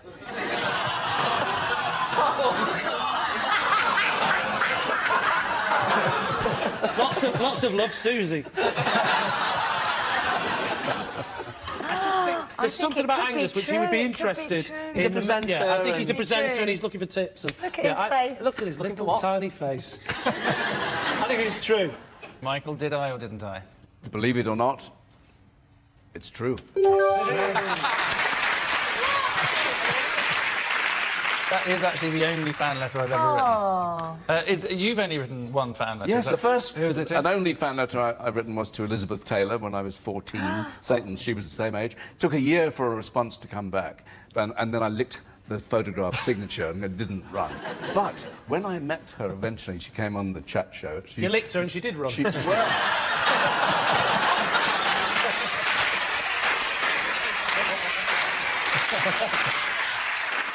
For 2 weeks, I drove a car that could only turn left. When you say you drove for 2 weeks, you mean you couldn't stop? It just went on and on, turning left? No. Why could it only turn left? It was hit. My wife had an accident in it, so you couldn't turn the wheel right. You had to only go left. Why couldn't you turn the wheel right? Because the metal of the car. Hey, hang on, Michael, don't get so technical with me. The metal of the car, yeah? Can you be more specific? What bit of the metal of the car? The metal bit. So at no point in the 2 weeks you were driving and there was only one way to go, which was a sharp right. I wouldn't have been there because I've pre-planned my journey. It's very frustrating when you've got to be there and you realise the only way to get there is to go left, left, left, left, and left again. We all think as a team that not only is it a lie, it's a pretty bad lie. In fact, a lie that you should be ashamed of and you should leave the show immediately. It's just over there on your right. You might have to go through there, through there, through there. Oh, no, I'm really upset! Well, how do you like this? It's true! Get over yourself!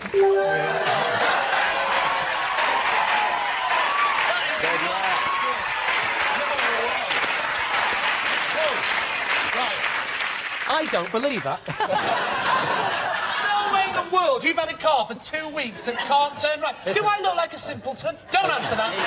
You cannot drive a car. You've been going around the one-way system forever, you lunatic. You've got to understand the very truths they pick are the unlikely ones. Right, it's my go. I used to live on the moon. Do you consider that to be equally unlikely? Yes, I do. Well, you're an idiot. No. No one has ever lived on the moon. No one has ever. Cars have been damaged. It's so good. lying. They put it on television. I don't believe it. There we are. It is true, Michael did drive a car that could only turn left for a whole 2 weeks. It would have been less, but unfortunately the AA sent out a van that could only turn right. When it was eventually diagnosed, it turned out the problem was caused by the nut holding the steering wheel.